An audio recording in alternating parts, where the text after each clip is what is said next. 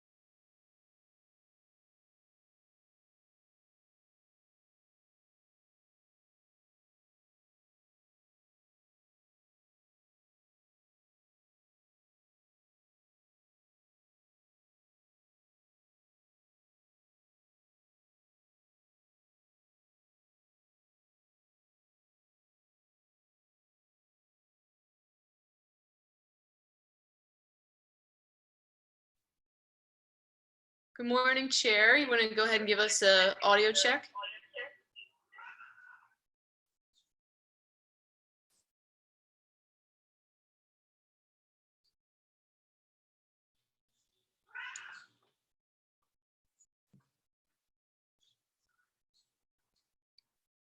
Chair Kenny, can you hear me?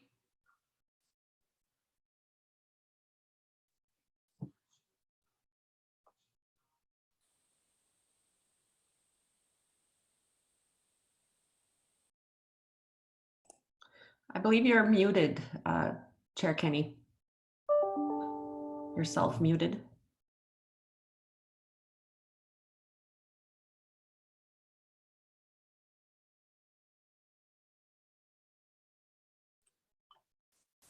I'm not sure if you could hear us, Ariana. That was kind of my question, if he could even hear us asking him to test audio.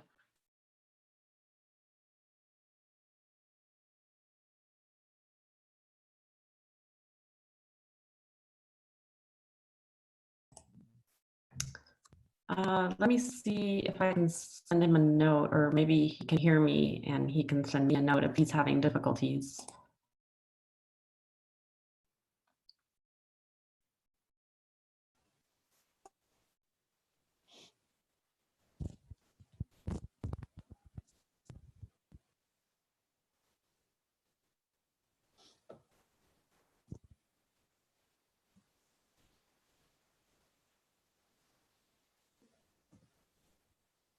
Hey, good morning, everybody.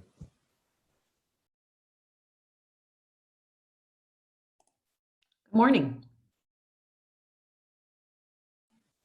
I found that link. Sorry about that. Okay, good, good, good. You were not the only one who had that question.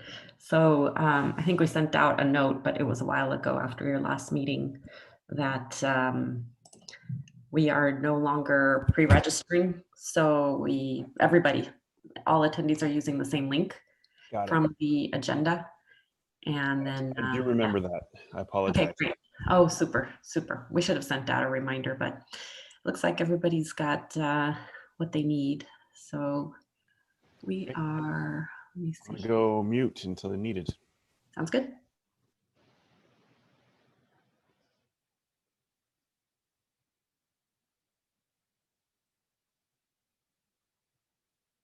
Ariana, can you hear me? Just want to make sure. Yes, yes, we can hear you. Okay, thanks. Great, yes.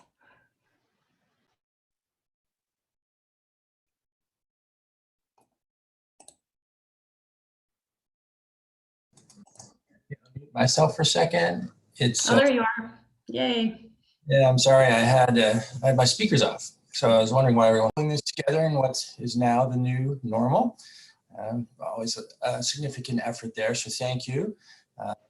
Any member of the general public that might have dialed in or tuned in, a special welcome to you. With that, I'd like to ask Francesca if we have a quorum. Yes, Chair Kenny, we do have a quorum. All right, well, thank you very much.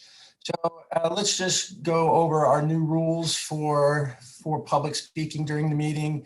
It changes a bit from time to time, but similar to last time.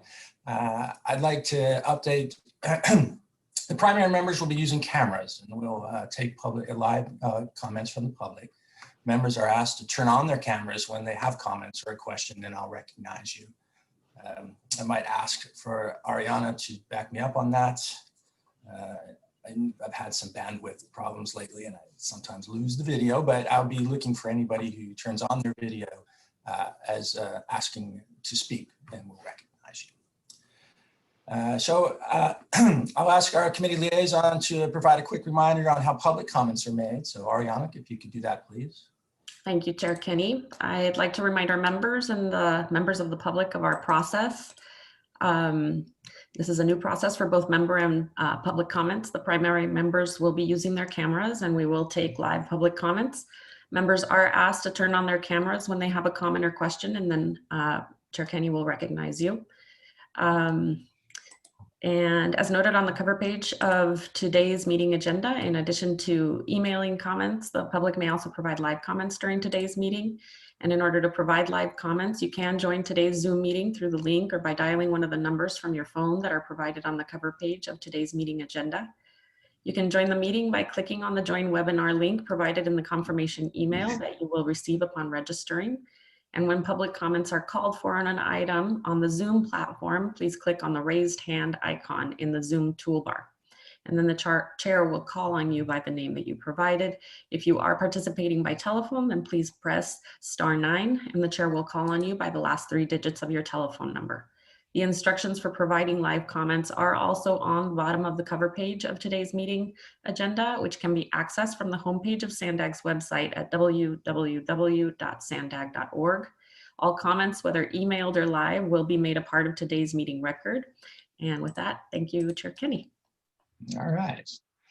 One change to the agenda, as you've seen it, we're considering moving up item presented immediately after item number 5. Is there any comment from the committee members on that?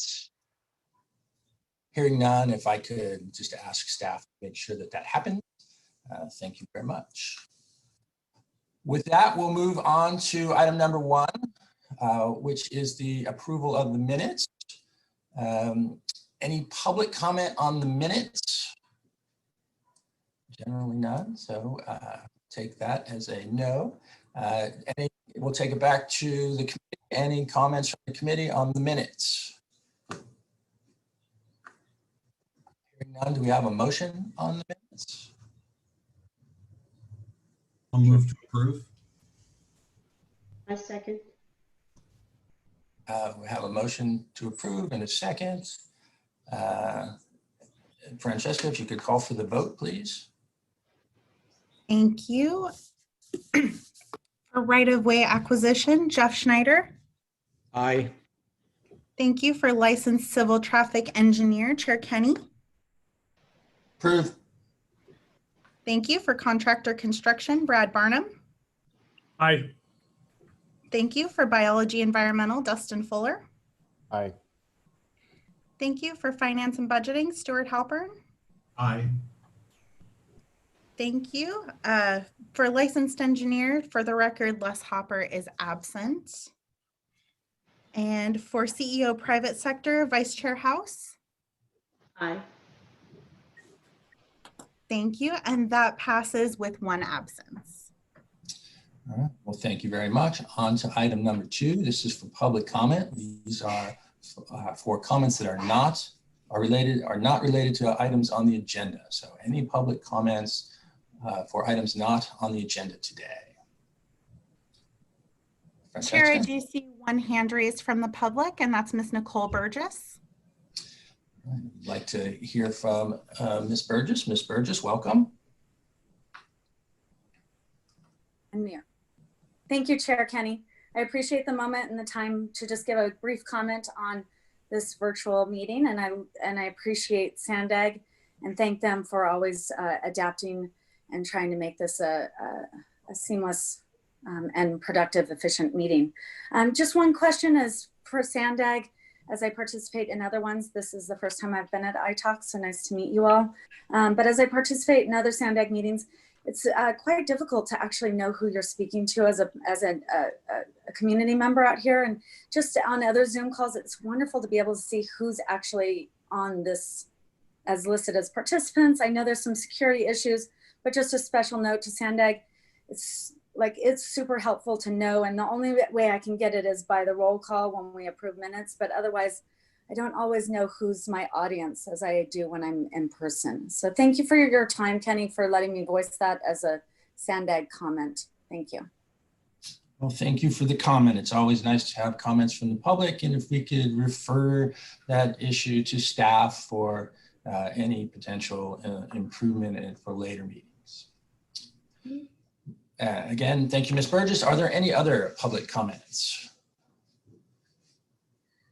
I don't see any other hands raised from the public. All right, so with that, we will move on to item number 3, which is the director's report. Before we begin, do we have any public comments on the director's report? Jessica? Sorry about that. No, I don't see any hands raised from the public on this item. Thank you very much. Mr. Carter, do you want to begin your report? Yes, sure. Thank you, Chair Kenneth, and good morning to all of you. Welcome. Members. It's good to see you. I'm sorry I missed your last meeting. So a couple of things to update you on that are important.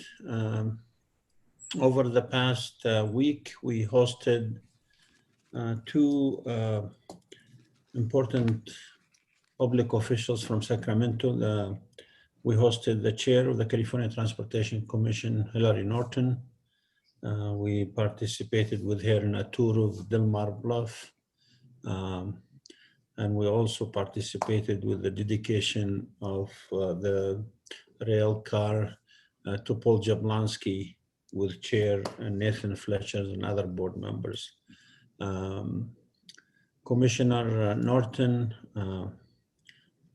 spent most of the day with us, felt very excited about our project.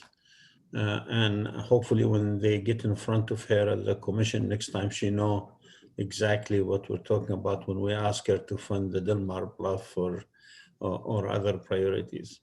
And I want to thank Commissioner Norton for spending the day with us. We also had the head of Caltrans headquarters, the new director, Mr. Taxpayer, here spent the whole day with us. Together with the director of District 11 and myself, we toured the Del Mar Bluff, the Mid-Coast, and also the border. And we appreciated Mr. Tux coming and spending the day with us. As you probably heard in the news, we had a bill the last session, AB 2731, and that bill is CEQA streamlining for the NAVWAR project, our project with the United States Navy. I'm happy to report to you that the governor 2 weeks ago signed the bill. The bill did pass through both houses unanimously. This is the precedent setting in San Diego. It's actually happened the second time in the state of California, one time in Inglewood in Los Angeles, and this is the second. This session, there were similar efforts from San Francisco and Los Angeles. They didn't go through, but our bill did. So we're very grateful to Assemblymember Todd Gloria, who authored the bill, President Atkin, who co-authored the bill. Obviously, it is really an honor to have San Diego leaders work on behalf of San Diego. This is a very significant bill from the standpoint that we're looking at a central mobility hub that would have all existing and planned transit. It will have a lot of housing and a lot of office space, a mixed land use development. And this legislation just said we are serious about moving forward and reimagining the system in San Diego. Speaking of the mobility hub, last week I traveled with Mayor Faulkner to Washington, D.C.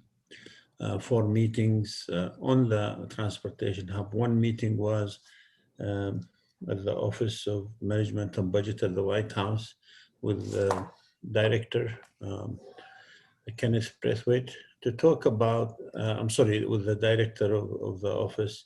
And we traveled with Joe Stuyvesant, the CEO of Navy Southwest, and with Admiral Betty Bolivar.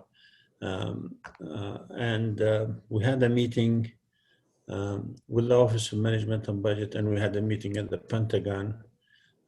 I would say this was one of the best meetings we had. I think there is still commitment on the Navy and SANDAG to move forward and to work out an agreement of how we develop this into a major transportation hub. We're still in the environmental work. The Navy is doing the NEPA. We're going to start the CEQA, and we're going to use, giving the bill we just signed, we can use the NEPA work toward our CEQA. I am really, and here is time to say I want to thank Joe Stuyvesant and the Navy Southwest team for trying to work with us and move this forward. Our regional plan, vision, 5 big moves, was presented a couple of months ago. I couldn't be prouder of the team at SANDAG who exceeded my expectation by presenting an amazing transportation system to reimagine the future we're now talking to stakeholders and interested parties about that vision. Tomorrow, as a matter of, we spoke last week to the board of NCTD, North County Transit. Tomorrow, we're speaking to the MTS board, and we are taking the show to the public by making a presentation.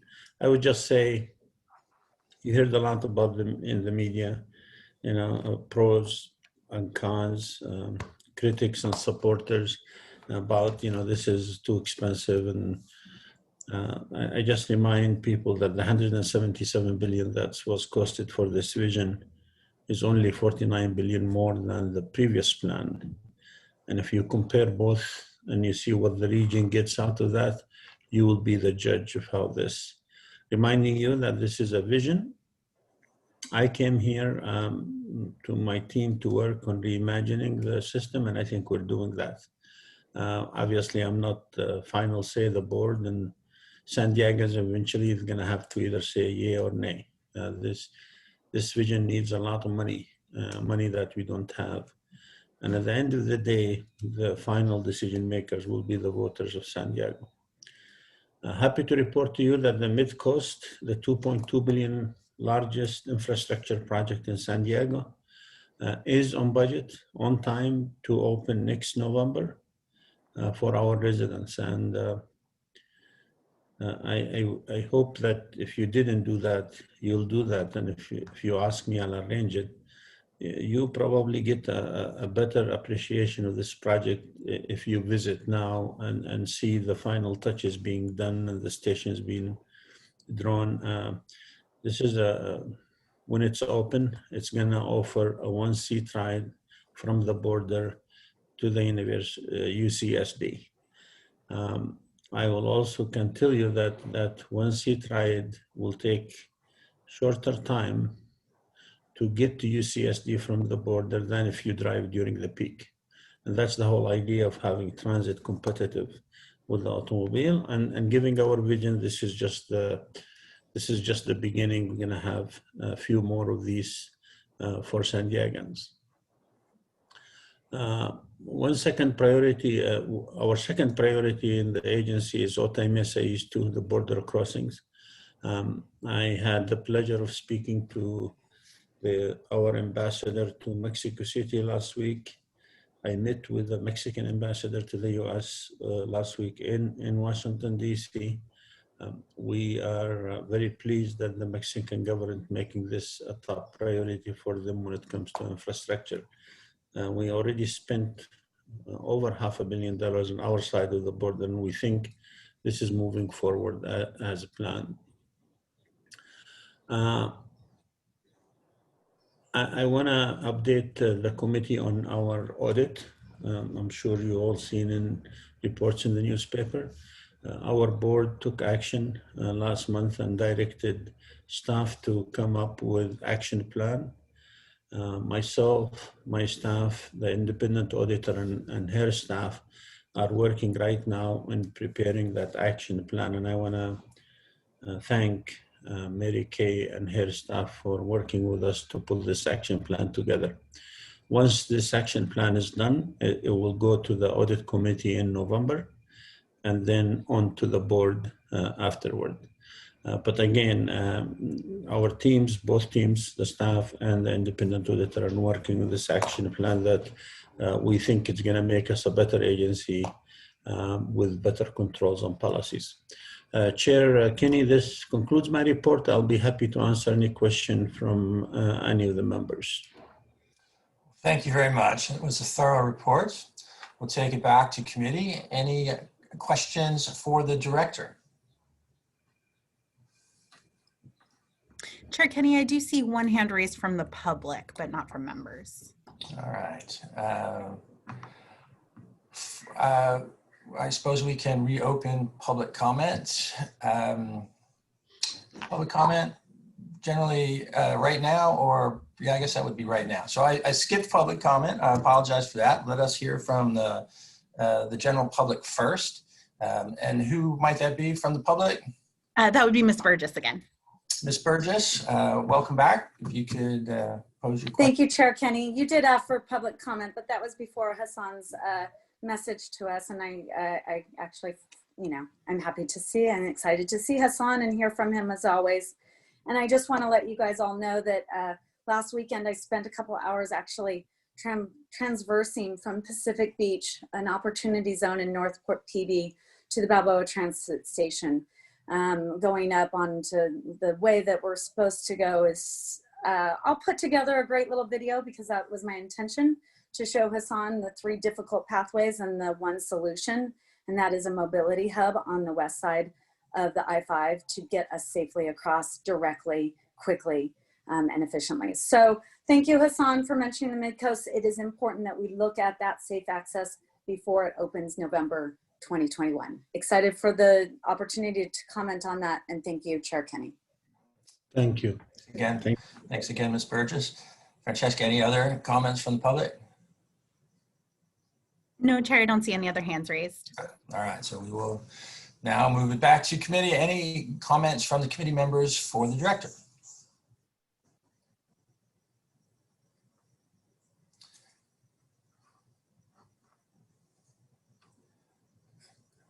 Well, there was a lot of information. So, Mr. Stewart does have his hand raised, sir. all right, what am I doing incorrectly that I cannot see folks' hands raised? All right, Mr. Halpern, go ahead. Thank you. Thanks, Mike. Just thank you, Hassan, for the report. Good to see you. I just did want to comment. It's particularly gratifying to hear the progress that you and the staff are making with Mary with regard to the audit follow-up. I think we all know that there were, there was a little bit of some waves, and it was a little bit bumpy there, but it's really great to hear that you guys are working together, and really look forward to seeing the action plan in November. But thank you for, both you, the staff, and Mary for working this out and getting on the same page to work together. It's really important. Mr. Halpern, just for the record, I always appreciated Mary and her role, and I don't think there were ever a time we're not working together. So we're one team. Our goal is to make Sandag better. That's, I think she knows that, I know that, and we agree on that. So thank you. Thanks, Stuart. Any other comments from the committee members? All right. Well, Stuart, thanks for that. And Director Carter, thank you very much for your very thorough report. A good news on the mobility hub. Always excited to hear about that, and I'm looking forward to taking the trolley from TJ to UCSD in the near future. Thank you. Next year, I'll make sure to take that ride with you, sir. All right.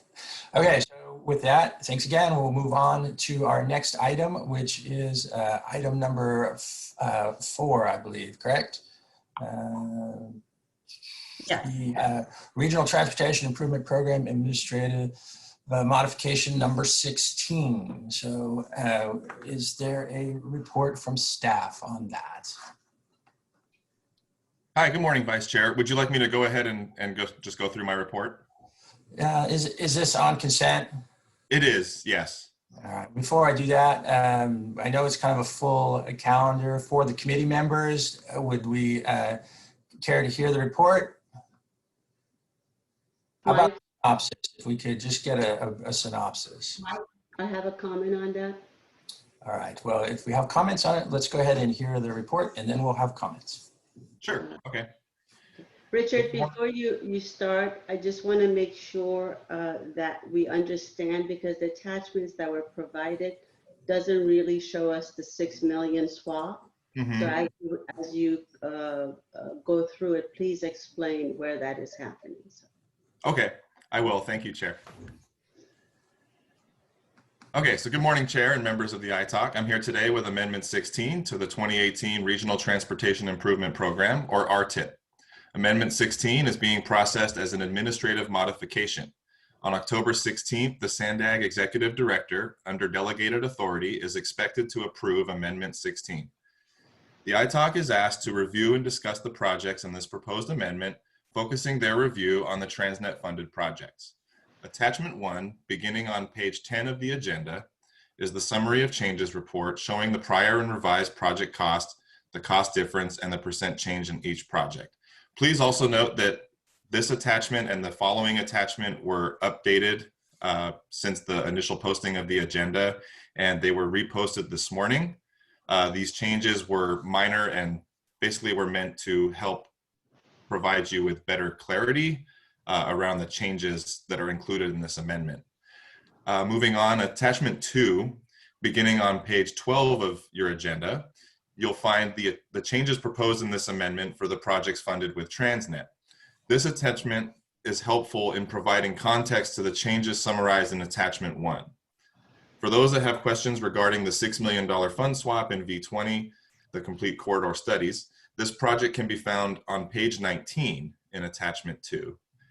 The bottom portion of the table represents the previous amendment, and the current amendment can be found directly above. When comparing the previous amendment to the current amendment, you'll notice that TransNet major corridor funds have decreased by $6 million. And you'll also notice that the federal RSTP funds have increased by $6 million. This increase to the federal RSTP offsets the decrease to TransNet major corridors, and the total project cost remains unchanged. Again, I'll be happy to answer any questions about this. That concludes my report, and I'll take any questions. All right, Mr. Radcliffe, thank you very much. Before we have any questions, members, are there any members of the public who would like to speak on this issue? Jessica? I don't see any hands raised. All right, thank you very much. Back to committee. Are there any questions for Mr. Radcliffe from the committee members? Mike, I just want to make a comment. Vice Chair House? So Richard, I see now the revised information. It's a little bit more clear. So in the future, if you could just make sure you identify and highlight the changes for us, because we're not familiar as you are. You look at this stuff every day, but for us, it's just a bunch of numbers. So I would appreciate it if we could see it a little bit more clearly so we can follow. So. Sure, no problem. I totally understand. Thank you. That's my comment. Thank you, Ms. House. Any other comments from or questions from the committee members?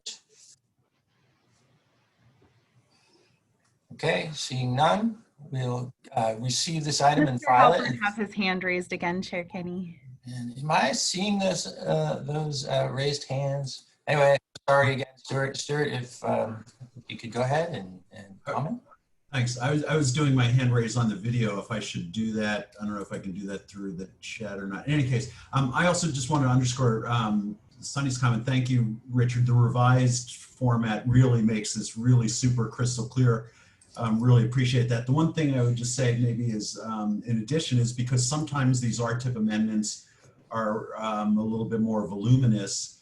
You know, just if there are ways to actually summarize the specific change, you know, on the cover page, as opposed to having to look through the tables, that might be an additional way to enhance things going forward. I realize that might not always be the case, and that in the little summary box you did reference the swapping of the $6 million. But just, you know, going forward, just it's helpful when, you know, staff can just be continuing to think about ways to succinctly and efficiently summarize the information. Really appreciate that. Thank you. Yeah, thank you for those comments. Yeah, we'll definitely try to incorporate that feedback. All right, I'm not seeing any other committee members wishing to make a comment, but I'd just like to check. Is that the case? Perfect. I believe that's the case. Thank you very much. All right, as I said, we'll take item number 4, receive and file it. Thank you very much for your presentation. We'll move on to item number 5. Mr. Needham, would you care to present the item, please? Yes, of course. Good morning. So since your September 9th meeting, on September 25th, the board received an update on the overview of developments in the financial markets, as well as the quarterly finance report, which you received at your last meeting. And then the board also adopted the 2020 TransNet program of projects and the 2018 RTIP amendment number 14, both of which you saw also at your last meeting. As mentioned previously by our executive director, recently the Office of the Independent Performance Auditor conducted a salaries and compensations compliance audit. And in September, the board held a special meeting to receive the audit report and requested that Sandag staff create an action plan to address board comments and recommendations from the audit committee. In addition, the board directed the executive committee to retain an outside law firm to investigate any allegations of wrongdoing included in the audit, and that is expected to be reviewed by the executive committee at an upcoming meeting, as mentioned earlier. On October 2nd, staff presented a regional bikeway program update to the Transportation Committee members, and you have a similar item on your agenda today. Staff also presented the TransNet Environmental Mitigation Program work plan and the annual funding update to the Transportation Committee, and that's also on your agenda today. And then I just wanted to provide a friendly reminder that your next meeting will be on November 4th, which is the first Wednesday instead of the second Wednesday of the month due to the Veterans Day holiday. And then we will need to have a meeting in December. We've polled members, and December 9th at 10 a.m. appears to work for most, and that will be noted for your approval as part of your November agenda. And that's it. With that, I can take it. Ariana, thank you very much. Do we have any comments from the general public at this time? Francesca? No, Chair, I don't see any hands raised. All right, thank you very much. We'll take it back to committee. Are there any comments from the committee members for Mr. Needham? And I will scroll through all of the pictures here. Okay, I don't see any hands up. With that, I'll thank you very much for your comments, and we'll go ahead and receive and file that item. And we'll move on to item number 10. We're going to take that one out of order, as you may recall. And I'd like to welcome Ms. Cope and my old colleague, Mr. Hauser from the county a few years back, and Mr. Smith, both from the city of San Diego. So with that, we'll go ahead and turn it over to you for your presentation. Thank you. Great. Thank you, Chair Kinney and members of the committee. Linda Culp with Sandag, and have a couple of special guests, as you noted. And we're here today to present the quarterly update on the regional bike program status, as well as some more information discussed at your last meeting regarding the City of San Diego's program. Next slide. This is our standard chart that we show our progress on the early action program. Adds up to 77 miles. Currently, you see 70 of those miles either in development or in construction or open. This is the same chart you looked at in July. And hopefully, I would expect that on our next update that we'll move a couple of projects I'm going to talk about in a couple of minutes over into the complete bar, and then move a few over from final design into construction over the next several months. Next slide. Just a reminder of who we're designing these for. Of course, those serious cyclists, the long distance commuters would be able to use our bikeways, but having safer facilities, protected facilities that are separated from traffic will be used, to make all sorts of trips. If you're going to school, if you're going to catch the coaster or the bus, you're just going shopping, that kind of thing. So that the all ages and all abilities segment of our population who we're working for in our program. Next slide. Now, just some recent construction progress to highlight. Next slide. First, we'll talk about the Rose Creek Bikeway. That's a couple of miles section of the Coastal Rail Trail in the city of San Diego. And this is mainly along Rose Creek and Santa Fe Drive. And just next slide. Here's some work that the crews were doing a couple of months ago now to install a railing. Next slide. And then you can see that same railing finished in September. And this is a segment of the trail. We're looking north. If you will, I-5 would be on your left-hand side. Some of the trail being, the grading being finished, the walls and the railings being finished. Next slide. And here's a snapshot of that project. As I mentioned, 2 miles in the city of San Diego, making good completion. Expect to be done here in the next couple of months. And you can see how the project is progressing in the chart. And this is the famous banana chart showing you how we're doing versus the time that we're taking. And so generally you want to stay within those 2 solid lines, and you can see how this project's going. So this one, I do expect the next time that we discuss the program that we'll have opened this project This is a heavily used route now, and appreciate all the riders' patience. This is also our Mid-Coast Haul route. Lots of construction activity goes on along Santa Fe Drive, so it'd be nice to have this project open in the next couple months. Next slide. Heading up to North County, in a section of the Inland Rail Trail, 3 miles in the County of San Diego and portions in the City of Vista. And then the green stripe there we've painted shows you where the future trail will be, but there's a lot of work that go into many of these projects, lots of walls and civil improvements. And this photo just continues to remind me that just how close we do work to a working railroad, and there's challenges presented with doing that. So the crews, this was a couple of months ago, they were finishing up some of the grading work along this drainage facility. This is in the county portion. Next slide. And then on the left-hand side, this is some work at the Buena Creek Sprinter Station. This is a connection from the trail into the station itself, and that's being worked on. And then one of my favorite photos in the program is paving work, because that means we're almost finished and ready to open. So there are some sections, a lot of the segments, that the fencing is complete and that they are currently paving and that kind of thing. Next slide. Again, a snapshot of this project, 3 miles, as I mentioned, progressing on this one, and do expect to have this open to the public in the next couple of months. This progress chart looks a lot different than the previous one. You've seen this before. You've heard me say no one's happy about this snapshot.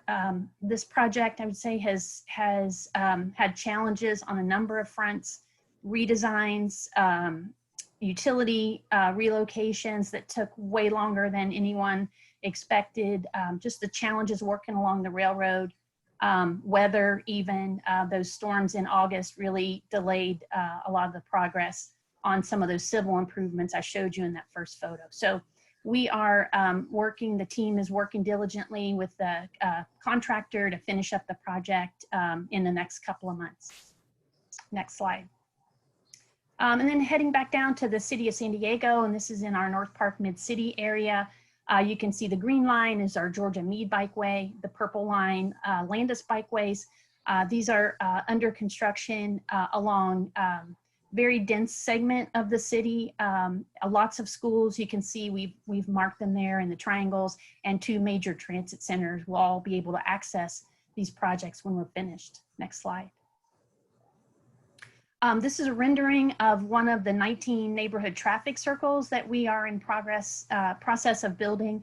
But this rendering shows you how all of the bicycle, the pedestrian, and the roadway improvements work together, slowing everyone down, making it safer for everyone to progress through the intersection. Next slide. This is a photo before and after of the Landis, Utah intersection. And we held a media event a couple of weeks now at this intersection in the morning. It had some very, very good press coverage, very positive, not only for the program, but for Sandag. You know, as we're finishing up, we finished about half of those 19 circles right now. So we'll continue to make progress, but that was a very positive event for us. Next slide. And a snapshot of this, so 6.5 miles along Georgia Meade and Landis. Construction's about a third complete, and we'll finish up in the spring of 2022. And you can see how we're tracking the progress on this project in the banana curve. Next. And then very, very happy to talk to you more about the construction that has actually started on our 4th and 5th Avenue segments of the Uptown Bikeways. This project was a long time in the planning, the development, and the approval process. And very happy to say that these 4 miles are now under construction. Next slide. This is a rendering of what it will look like. And so this is, we're looking north along 5th Avenue. And if you continued up the road, you would go to Hillcrest. But you can see in that previous photo that the bikeway would be on your left-hand side. And now in the construction photo on the left, you can see that we're building that raised median right now where the bikeway will be located. A lot of those intersection treatments are also being constructed right now. Next slide. Additional curb work, additional improvement. So there's a lot of activity. If you happen to be down near our building and take a look up Fifth Avenue, you'll definitely see this construction. So very happy to report that we're making progress here. Next slide. I'll have a banana chart for you next time, but 4.5 miles in the city. We started about the middle of August and about 8% complete right now. Again, about the same time frame as North Park Mid-City. Plan to be open with this a year from this coming spring. Next slide. We continue to work very closely with the City of San Diego. 3/4 of our regional EAP are projects in the city. And so we're working through primarily the Development Services Division on reviews of 7 projects. And you can see Pershing Bikeway, Imperial, and Barrio Logan segment of the Bayshore Bikeway have been there well over a year. We continue to work through the various disciplines and comments and address those and resubmit on all of these. We also have one project right now, Central Avenue Bikeway, under Public Works review, seeing how that process goes. So I'll pause here and like to turn things over to Corson Smith with DSD of San Diego to talk a little bit more about the review and approval process. All right, Linda, thank you very much. Corson, welcome. Thank you. So continuing on what Linda mentioned about the projects that are in development services, as far as Pershing's Bikeway goes, we're pretty much almost about 99% done with that one as far as the review goes. So hopefully we'll be able to get that one out pretty soon. And same with Imperial, we're about 90% done with our review on that one. So hopefully within the next month or two, we'll be able to get both those projects out. One thing that I want to talk about is that Sandag, they're taking a lot of their design concepts from the NACTO, and they did a great job as far as taking those concepts and putting the engineering standards to those designs. The city, since this is something new that we have not actually seen before, is taking a little bit of time to be able to review the engineering standards and make sure that they're done not only to the federal guidelines, but also to the state standards as well. And so we just want to make sure we confirm everything that Sandag does is correct as far as the engineering concepts go. And also there's multiple disciplines that do need to review this. Linda did touch upon that. We do have the civil aspect as far as the building of the bikeways, the traffic safety aspect. There's also planning, landscaping, and wastewater treatment. And so we want to make sure that all the disciplines are able to review the projects and that every discipline is happy that Sandag designed it per, like I said, the state and the federal guidelines. And it seems to be, that's what Sandag has done, and we're hopefully going to be able to move forward a lot more efficiently now that we've seen these concepts, we've gone through the engineering review of them, and so we're also going to be looking at for the future projects being able to use designs that have been done on previous bikeway projects, so that way it won't take as long to review it and go through the in-depth review process. Since we've already seen it, we already know exactly what the engineering designs are for these concepts. So we're looking at different ways of being able to expedite the projects moving forward. Like I said, since we're reusing the previous concepts, it'll be something that we've seen, so we'll be familiar with it, as well as we're working on trying to figure out how to be able to do reviews going back and forth with PDF versus doing the full review cycle. So trying to make it a little bit quicker as far as the turnaround time goes. And so we're doing everything we can. Hopefully we can get these out. I know the community really wants these, and we're looking forward to actually seeing these fully implemented. So with that, I'll turn it back over to Linda. Thank you, Corson. Okay, thanks, Corson. Next slide. In August, we released latest info bit, and these are just kind of quick snapshots of data analysis that we're doing. We've done those on traffic congestion during COVID-19, on transit ridership, and so last couple months ago we released an info bit on bike volumes, and that there's a link in the staff report to that on our website. But overall, biking has increased 42% on the corridors, the 8 corridors that we're monitoring as part of our monitoring and evaluation program. And you can see how that breaks down during a 5-month period earlier this year compared to that same 5-month period a year ago. So you can see how between, say the first month would be March, April, an 18% increase, and then just how it's changed since then. So that was very positive news. Also positive that's discussed in the info bit is a survey that we did of those who took up biking during this time. 4 in every 5 of those folks said that they would want to continue biking. So that's another positive message out from the info bit. Next slide. At this point, I'd like to turn things over to Everett Hauser to talk more about the city's program, and then we can talk about how both of our regional and our city program are working together to create a network. Welcome, Everett. Thank you, Chair Kenny. Good to see you. Good to see you. Thanks, Linda. Next slide, please. So I'm presenting an overview of the City of San Diego's bicycle program, and our goal is to complete 40 miles of new and or improved facilities each year. And this is primarily done through coordination with our resurfacing program. Next slide. So just a few examples. One of the biggest ones that occurred in the past 6 months was the resurfacing of Harbor Drive, where we improved the bicycle facilities to buffered bike lanes along that entire stretch. And as many of you, if you ever rode on it, knew it was a very bumpy ride before then. Next slide. Resurfacings also occur again throughout the city. This is an example on Montezuma Road.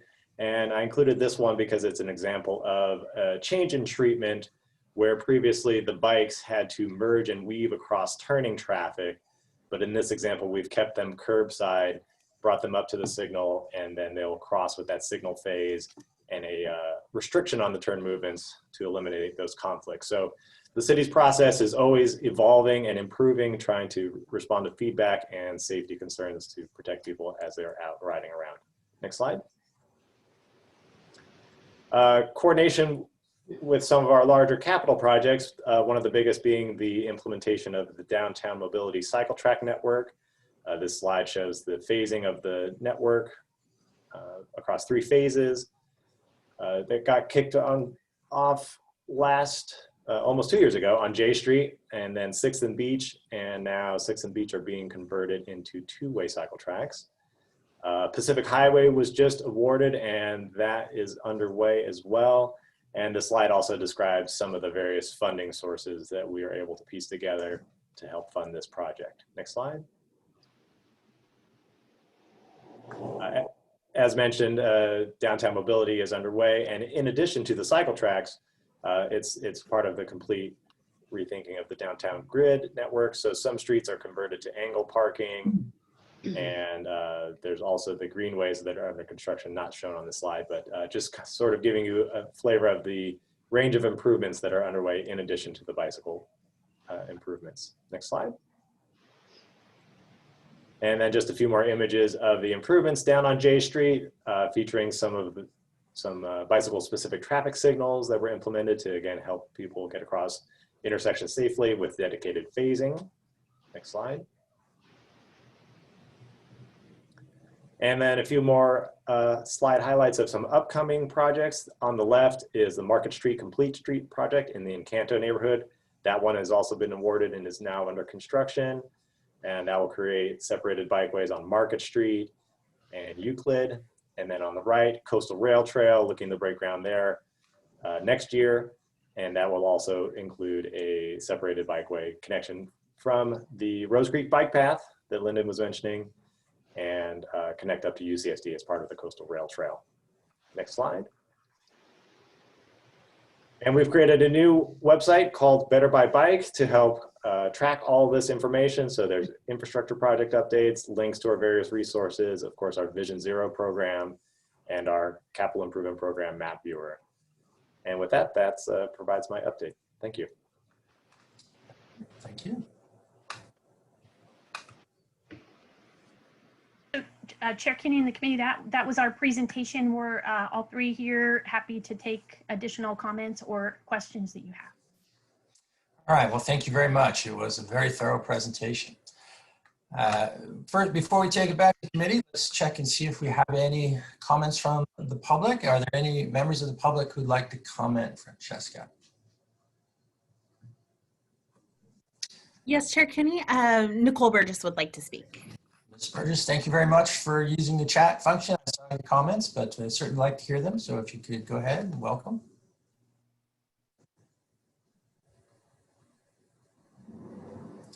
You might be on mute. Oh, thank you, Chair Kenny. Appreciate it.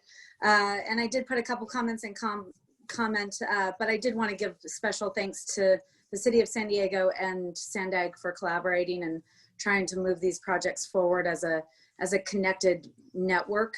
I'll just put in a point in for PAC Highway, Pacific Highway. I think I heard it coming as part of the downtown mobility plan.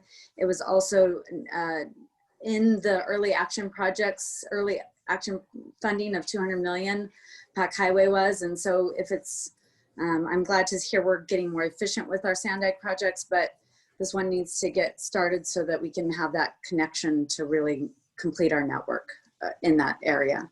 So thank you for letting me make the comments. It's great to see the progress and happy to hear the reports together. Thank you for your comments, Ms. Burgess. All right, we'll take it back to committee and we'll go ahead and ask any questions we might have of the presenters. Are there any committee members who would like to speak? I have a comment, Mike. All right, we have a question from Vice Chair. If you could go ahead, Sunny, thank you. Thank you, Linda and the team for putting the presentation together. Being new to iTalk still, I'm trying to get a better picture of everything that's taking place and how the program works, Linda. And although your presentation is great, that shows progress and some of the beautiful pictures of how things are working, I don't get the full picture of what your program is about and where it stands. I went back and looked at previous reports, things that are on the website, and saw, for example, that in October 2018, there's a report online that says 7.5 miles of bikeways were done out of the 77. 2 years later, it's only 8.8 miles. And I appreciate all the, I guess, obstacles that you have to deal with. I know it's, you know, it's not easy, but that's a very slow progress. And I don't see the big picture, so I don't know why or where these delays are or what's happening. So my suggestion is, just like other programs where we see the full, all the projects, we see their progress update, we need a report like that as you report to iTalk that shows all the projects, where they stand, you know, what was the initial target date, what's the completion date or initial initiation date, the target date, the actual completion date, and you know, their status. Are they in planning? Are they in design and construction? Are they open? I have a template I can send to Ariana to share with you. But that to me gives a better picture and identifies, okay, where are the delays? And then maybe a comment on why there are delays. I think it's important, especially now because there's so much more increase in bike usage, that we have a better idea of where the obstacles are. I also would like to see in this report what jurisdiction is working on it. Is it the City of San Diego or other cities? Just to make sure we know we can identify what the issues are. The reason this is going to be important is because with the new triennial audit, we're going to focus on this, and the auditors are looking at this. So I think it just educates us as iTalk members and the public as far as where things stand. So thank you. Ms. Culp, would you care to, you don't have to respond, but you're welcome to if you. No, I'm just thinking we could prepare that chart for the next update, which is probably going to be after the first of the year. But we'll have that for your next meeting. That'd be great. All right, so back to committee. Any other comments, Stuart? Yeah, thanks, Mike. And by the way, I wasn't able to get that hand raise function in the participants listing to open, so I'll continue to just wave at you. But thank you.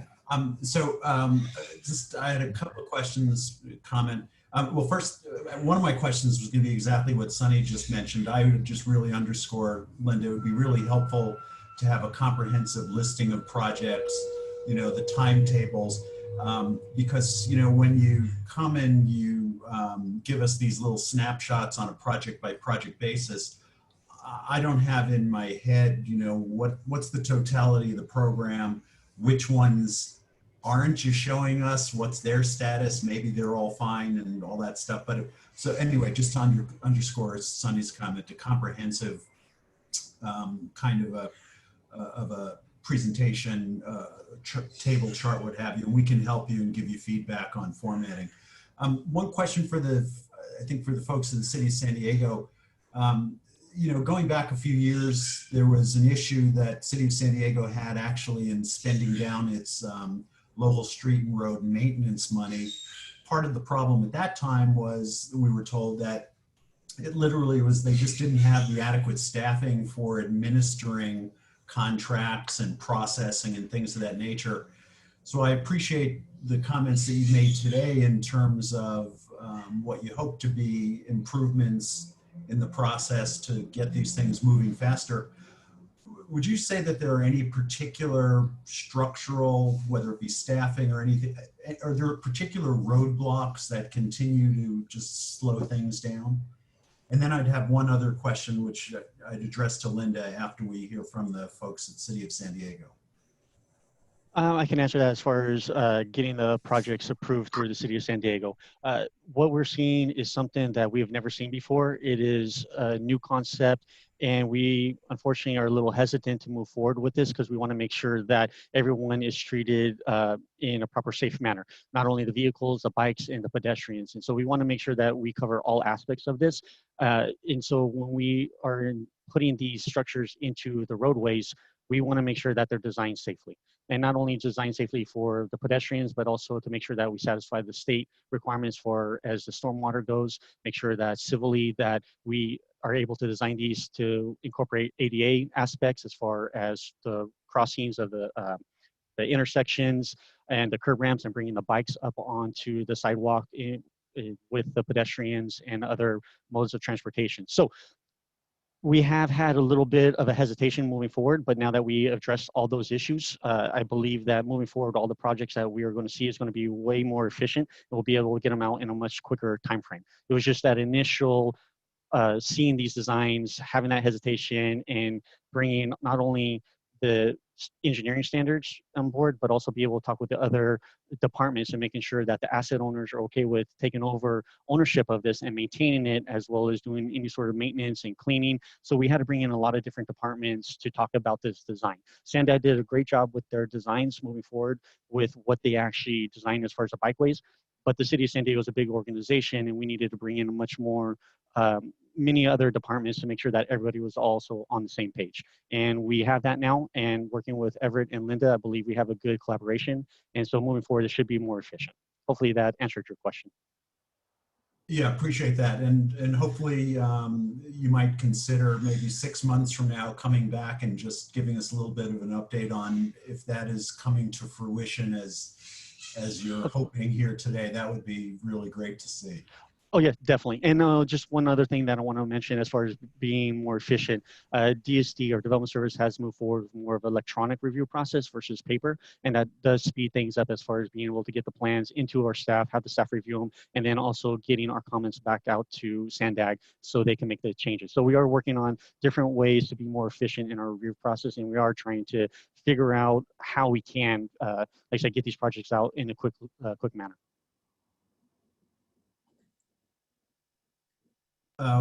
Just one other comment, then question for Linda. So I see he's on here. I just want to thank Jim for your comment with regard to the trying to make a bike ped connection from the west side of the 5 to that Balboa station. It's just crying out for for that kind of connection to happen. So appreciate that you're on the case and that you're following up. Just want to thank you for that. But then if I could, Linda, one thing I'm curious about after having seen some of the really fabulous presentations that Ray Major has done in terms of the data analysis of where people are working and where people are living, it strikes me that when the bike plan was originally devised, there wasn't the benefit of that kind of very in-depth granular data analysis. I'm wondering if the work that Ray's done and the tools that his group have created suggests that there might be some rethinking perhaps of the plan that was developed however many years ago, or at least just taking into account some of that great data analysis to think about ways that the current plan might be enhanced as you think about the next 10 years. Yeah, definitely. That's a great point. And our regional bike plan was approved in 2010. So 10 years old now. And one thing we did recently is we submitted a grant application to the state's active transportation program, a non-infrastructure grant to update the plan. So hopefully we hear good news from that. That would provide us with the funding, and then definitely bringing in some of those newer tools in terms of the data analysis, along with, just best practices, bikeway design, those kind of things that have changed over the last 10 years, and put that all together in a new plan. Great, thanks.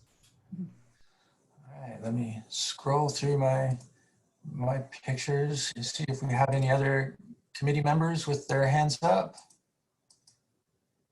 No. So let me just make a quick comment. This is primarily for Corson, but for our other two presenters as well. Over the past few years, maybe going back to when I was on the committee before, we're often questioned about the timeline of projects. And we don't have good answers other than we're working on it. So we wanted to hear a little bit about bicycle projects specifically, and whether or not they were more or less complex than other types of roadway projects, because they just seem to take a bit longer in the plan processing, or that's what we were told. So it's good to hear about the NACTO versus AASHTO versus Caltrans standards. I hadn't thought of that. That's true. Those are different standards, and agencies have to adjust, and maybe that takes a bit longer. And it is true that we're now doing bicycle projects in volume where we hadn't before. So maybe there's a learning curve that we might benefit from. I'd caution you on saying we can do anything any faster. The second round of projects is often more complex than the first, and sometimes they even take longer. And that's really not our concern is how long they take, but in understanding why they take the time that they do. We saw some examples of construction taking a little bit longer. So, maybe we should be looking at why some projects take longer in construction. But in your invitation to come back in a few months, 6 months maybe, if you might describe if these types of projects take longer than others, or whether it's just this specific project or that one project just took longer than you had thought. So those are the things that we wanted to hear about, in addition to how well you were doing and the nice projects that you were doing. But what are the complexities in getting them approved and on a timeline? So the information you provided really addressed that concern. And when you come back, if you could just kind of focus on some of those things or mention those things in some later presentation, that would be helpful as well.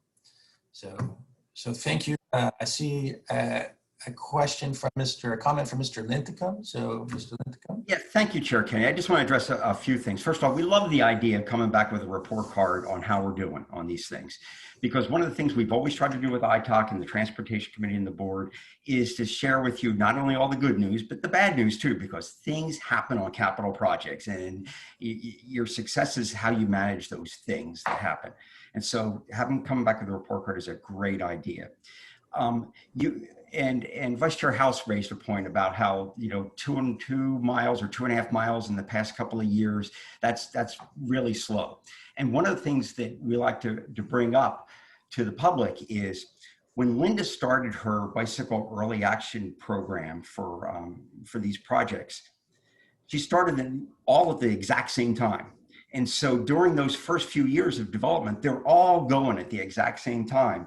And you don't see any progress because we haven't opened or cut the ribbon on any new bike lanes, but they're all going through development. Just like every other capital project, some go faster than others because of the complexities, because of funding or environmental mitigations, things like that. And so more and more are getting to the finish line. And what you're going to see is a whole landslide of projects getting to the finish line over the next couple of years. And so we try to explain that to the public and to the press to let them know that unlike most capital programs, these all started at the exact same time. And, so you'll see in the next few years, 70 of the 77 miles done construction. And as far as the time, Chair Kenny, I agree with you, man. We need to be realistic on how long these things take, but time is money. And the longer a project drags out, the more it costs, not just because of cost escalation, but because people have a chance to change their minds and review things and get more and more input. And sometimes we just gotta say, look, we're going to compress the time and we're going to deliver it within this period of time. And we got to give ourselves self-imposed deadlines. That's with our own in-house staff, our partner agencies, and the public, because sometimes you never get anything done if you don't do that.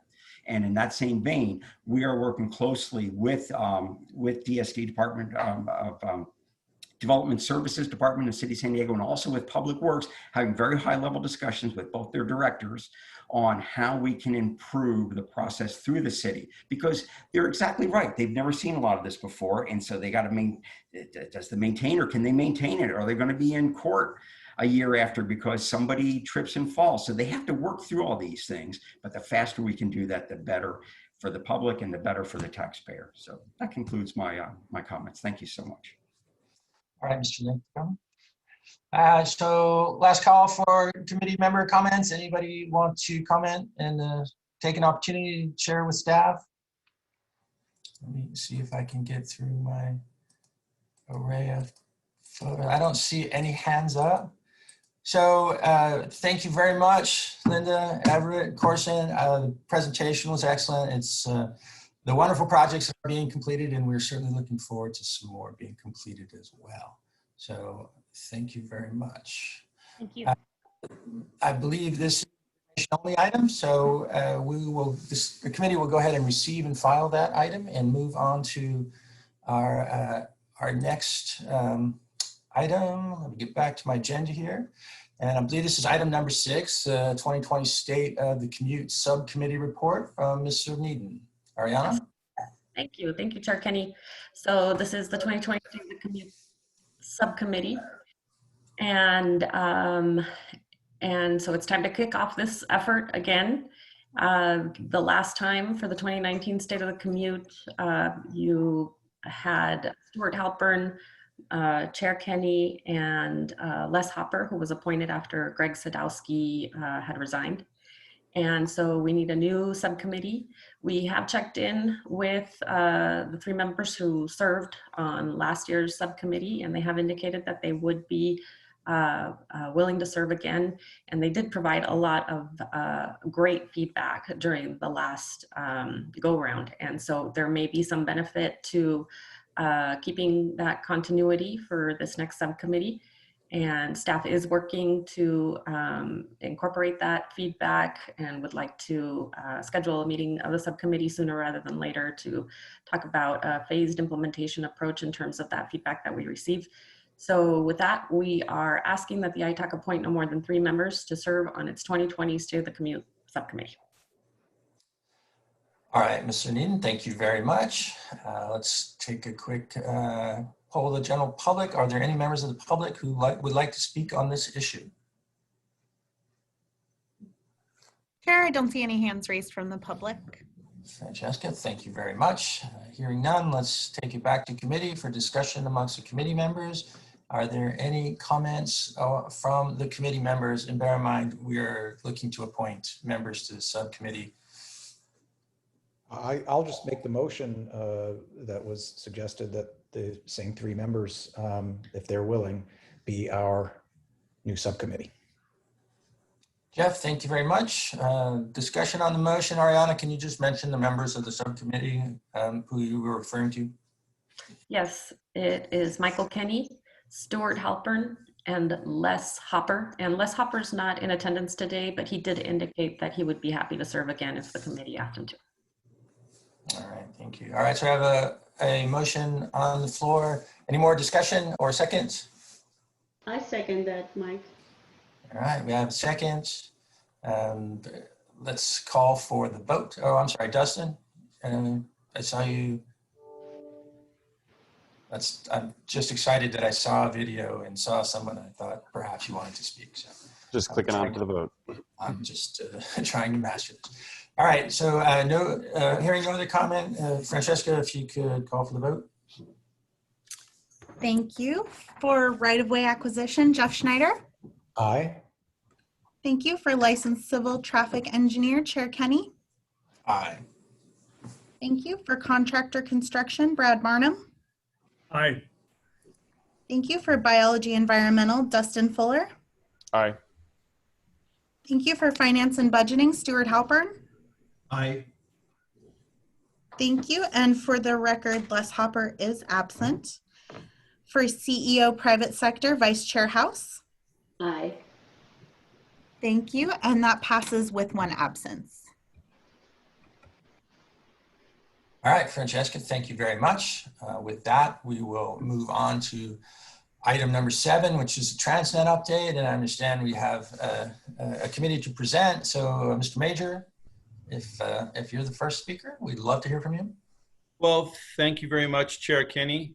Can we go to the next slide, please? We're here today to give you an update, primarily to let you know why we're delaying putting together a sales tax forecast. Typically, we would have had one finished by now. But with the COVID crisis, there are a tremendous number of things that have changed that are making it extremely difficult for us to come up with any type of numbers that we would feel very confident in. And so we wanted to share with the committee what those are, and then to let you know that we will be coming to you in January with a forecast after more data comes in November. Just as a quick update, there's significant volatility in the data that we're receiving in terms of taxable retail sales through COVID, and you can understand why that would be. There are a couple of things that are really impacting a long-term forecast also, and one is the length and the severity of the economic disruption. We really don't know how long the economy is going to be shut down. The governor came up with a plan with the 4 colors, yellow being the best that we could get to, which essentially tells me that there is no green, which means there is no back to complete normal. And in the yellow, a lot of our economic sectors is still shut down by 50%. So what does that mean in the long term? How quickly can we get through those different levels? We need a little bit more data on that before we can forecast it. The other thing is that federal and state stimulus really adds uncertainty to the forecast, because there are trillions of dollars that are being pumped into the economy, and a lot of those are ending up as consumer purchases. And so we do see taxable retail sales doing relatively better than we would have expected in an economic downturn that is as severe as the one we're experiencing right now. And then we see new federal stimulus potentially coming or not coming. And $1.8 trillion would make a big difference in terms of what would happen in terms of recovery. And lastly, really, the state of California revenue payments are extremely unpredictable. And Andre is going to talk a little bit about that. A couple of things that happened. First of all, was the state of California has determined that anyone who pays less than $50,000 in payments of sales tax can defer their payments until next year. And that was something that was decided during COVID. So there's money that should be paid to Sandag that may not be coming in. We have no idea what or size of revenue that is yet. And then there are accounting issues just with the new state system in and of itself. Currently, we only have data available through Q1, and that really only includes 2 weeks of the COVID effect. And so what we would like to do is to wait until Q2 data comes in, which is about mid-November, and then spend December working on the forecast and be able to prepare the forecast in early 2021. Next slide, please. Next slide. So with that, I'll hand it over to Andre to talk just a little bit about the CDTFA. Thank you, Ray. Andre? Yeah, thanks, Ray, and good morning, committee members. So here the slide is called Challenges with the CDTFA. First of all, the CDTFA used to be known as the Board of Equalization. It changed the name sometime back in 2018 to the California Department of Tax and Fee Administration. And so the challenges that we have are not unique just to Sandag. It's actually, they collect the taxes for all self-help counties throughout the state. And in fact, we have a coalition group that just met with the CDTFA yesterday. I believe it's the third meeting that we've had in a series of meetings since COVID. Try to resolve some of these outstanding issues that we have. And obviously, you know, there's a lot of questions on the collections at this point. We've had some answers, but, you know, not complete answers. So to start off with, in 2018, when the Board of Equalization changed to the CDTFA, they also changed their reporting software to the Centralized Revenue Opportunity System. Unfortunately, what happened was they had a kind of a stumble out of the gates, and there were tens of thousands of returns that were not processed on a timely basis. And so you'll see in the next chart when I get there, the disruption that had on our collections and what we actually showed. In fact, on our official statement, when we did the 2020 most recent official statement for the bike bonds for $75 million, we actually put a footnote disclosure in there of the collection problems that we had, because it kind of disrupts the percentages that we're showing that we're collecting. So these collection issues actually persisted through till about 2019, and we still see some of the numbers a little distorted because of the problems that they had. Another kind of issue that's happened is the Market Facilitator Act. That was actually a positive for us, and it was the Wayfair decision that happened that initially in California, if you didn't have a local presence, you didn't have a business here, you didn't have to collect sales tax. So the Wayfair decision actually changed that. So even if you don't have a presence in here in California, you have to pay sales tax. And obviously with the growth in the internet sales, that could be a fairly large number. We work with Muni Services, and they had estimated that number could be anywhere between 1 to 3%. And what we're seeing right now, that number is probably actually 3% and stronger. The problem that we're having with the CDTFA is they can't exactly tell us what that number is right now. For example, Amazon and eBay are one of the biggest market facilitators. And so we already have collections from them. So the incremental collections that we're getting from this Wayfair decision from third-party resellers, we don't exactly know the differentiation between the two. So, you know, one of the things that came up during the call yesterday is one of the biggest increases, as expected, is internet sales. And in fact, they're up 200% from the previous year to today. But unfortunately, with kind of not knowing the difference between what we were collecting and what this additional revenue is, the CDFA is working on that. And hopefully we'll have some better numbers, as Ray said, maybe by the November time period. And then the third issue on the bottom right corner, there's the COVID pandemic. Obviously, like Ray mentioned, there's some taxpayers that if you're collecting less than $50,000 a year, you don't have to make payments right now. And so that's obviously distorting our numbers, and we don't really have a good feel of what that impact is either. So we have three different challenges that we're dealing with the CDTFA. But again, some of the calls that we've had with them seems that they're kind of getting, they understand our concerns, and they seem to be kind of resolving some of them. And hopefully by the end of this calendar year, a lot of those issues will be resolved and we'll have better numbers to give to you. Next slide, please. So, I apologize here, a lot of numbers, but just what I wanted to show here is there's two sets of numbers. One is the upper set of numbers, which is the numbers that we've actually received from the CDTFA. The numbers below are actually what we believe are the right numbers after we've kind of done audits with Muni Services, our sales tax consultants. Now, in general, coming out of the recession in 2010, the numbers in 2011, 2012 were 8%. They're fairly strong growth. But then since then, from let's say 2013 through 2020, we've averaged about a 4% increase per year, which is a decent return really, or increase. Now you can see the numbers track very closely. Well, actually they're right on between 2013, 14, 15, 16, 17. You see the numbers match exactly. But then there's a big distortion in 2018 where the growth that the CDTFA showed was 3.5%. We actually showed it as 6%. And that's because that year in 2018, there were tens of thousands of returns not processed. And so the numbers jumped into 2019. So if you look at 2019, they showed a growth rate of 6%, whereas when we actually audited the numbers, there's approximately 7 million more in revenues that we had to back out in 2019.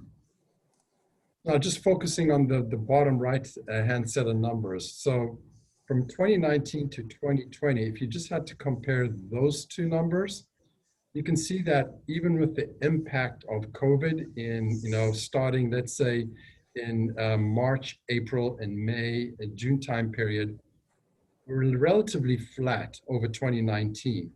And partly that's because 2020, going into COVID and the February time period, we're approximately 6% above 2019.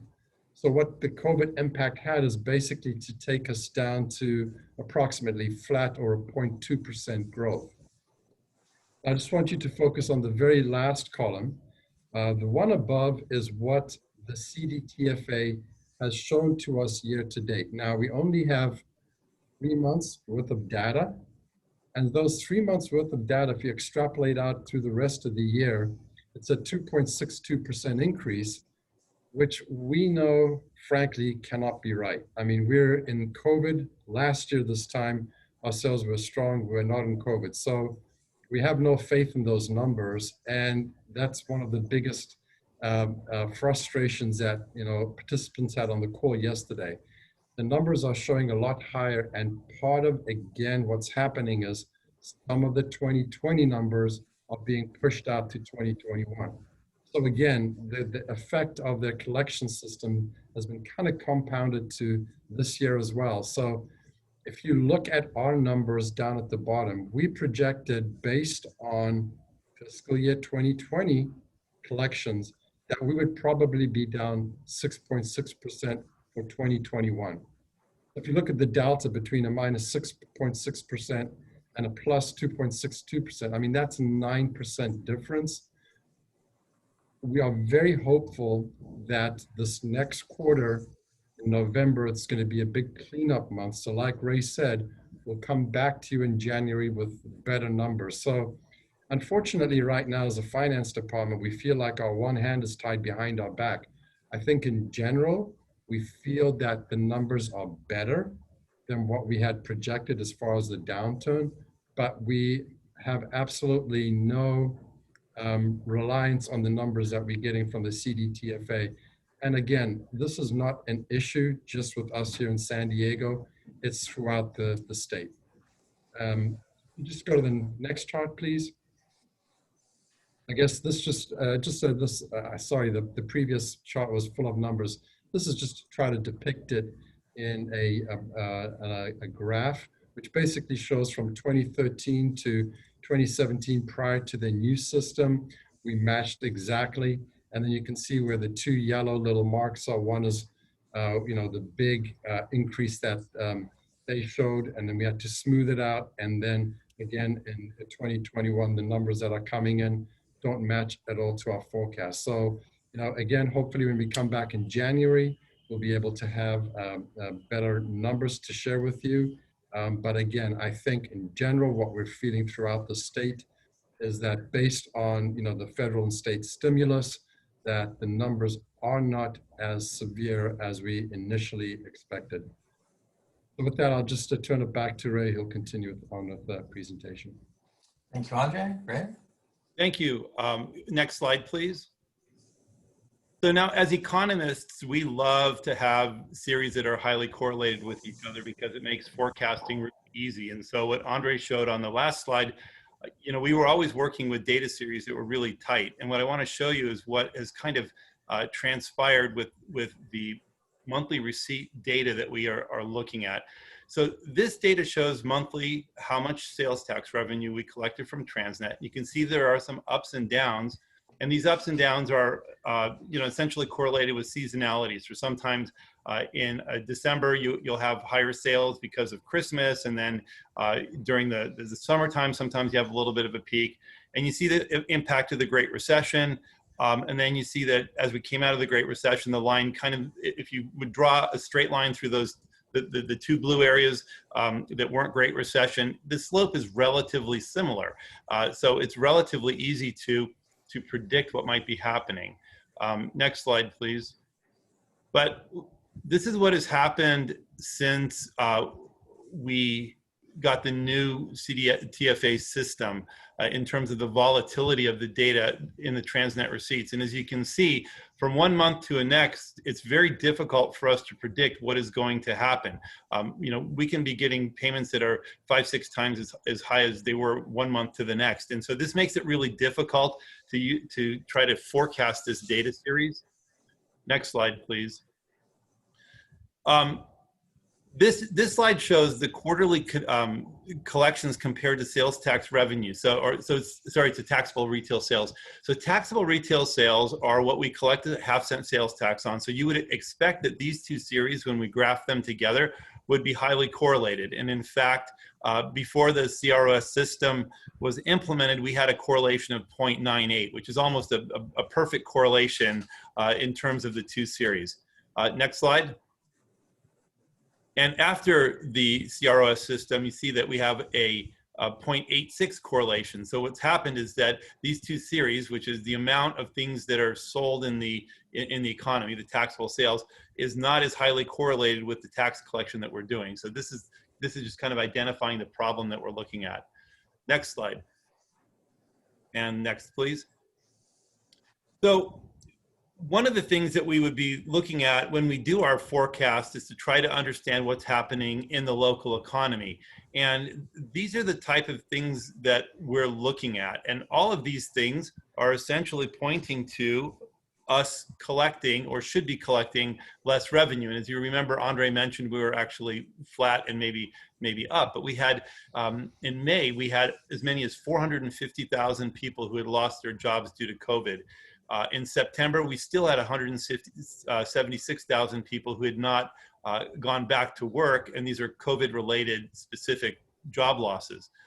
We estimate that the lost wages during the first 6 months of COVID was somewhere between $4.5 and $5.5 billion. And although this would mean that there should be a lot less spending in the economy, we also saw federal stimulus dollars coming into the region, and they could have potentially offset some of the lost wages, and I'm sure they did, and some of those were translated into taxable retail sales, and so those numbers are hard to predict also. The San Diego GRP for calendar year 2020, our best estimate is that it'll be down somewhere between 3.8 to 5.7%. Again, that's kind of like what happened during the Great Recession. So we would expect sales tax revenue collection to drop. And in terms of taxable sales, our outlook right now for calendar year 2020 is that it might be down somewhere between 8 and 11%. So that too would be pointing towards fewer dollars coming into the TransNet program. Next slide. This slide shows the activity, the estimated job loss in the San Diego region by sector. And the reason that I wanted to show you this is that 80% of the jobs that have been lost due to COVID are really in the tourism, retail, and education sector. But the two sectors that collect much of our sales tax revenue are the tourism sector and the retail sector. So if employment is down by 80%, and you've all heard the stories of retailers going out of business, you heard restaurants are operating at 25% to 50% capacity. The hotel and motel industry is suffering. We don't have any business travelers coming to San Diego who used to spend money in our local economy and pay sales tax revenue. We would expect from this data that we would be seeing fewer tax dollars being collected. Next slide, please. And then when we measure activity levels, we're using big data in the data science department to try to understand where people are going. And this shows all the different categories of businesses that collect sales tax.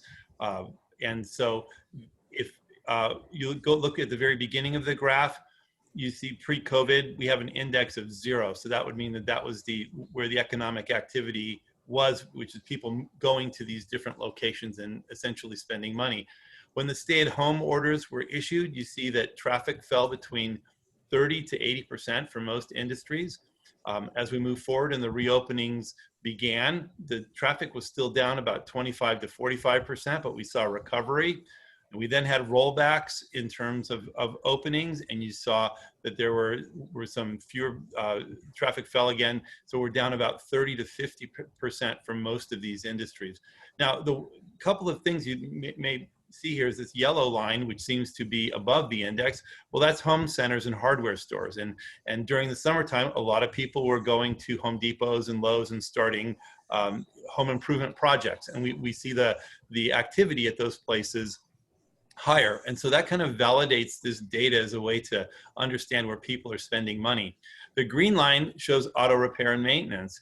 And during COVID lockdown, when we're not traveling as much, you see that expenditures or travel to places like auto repair shops and maintenance was down as much as 40% because people weren't using their cars. But now all of a sudden, traffic has returned to near normal levels, and people are using their automobiles, and you see that there's probably some deferred maintenance that needs to be done on those cars, and you see that there's a lot more people traveling to auto and repair shops. But the areas that collect the most sales tax, things like the sit-down restaurants and the department stores, which are represented by the purple and the blue line, you see that they've been down, and they've been down this whole entire time. So again, this would lead us to believe that we should have lower sales tax collection. Next slide. So we tried to graph this, taking a look at TransNet collections compared to economic activity. So the blue line shows the sales tax payment that we're receiving from the state. And there are two scales on here. One is the month of collection, and the second one is the month of sales. So the thing is that it takes us a couple of months to actually get the numbers in from the state of California. So we have to make kind of an adjustment. So it depends on what you're looking at. But if you want to think about it in terms of the calendar month that things happened, you would look at the month of sale, not the month of collection when the data came in.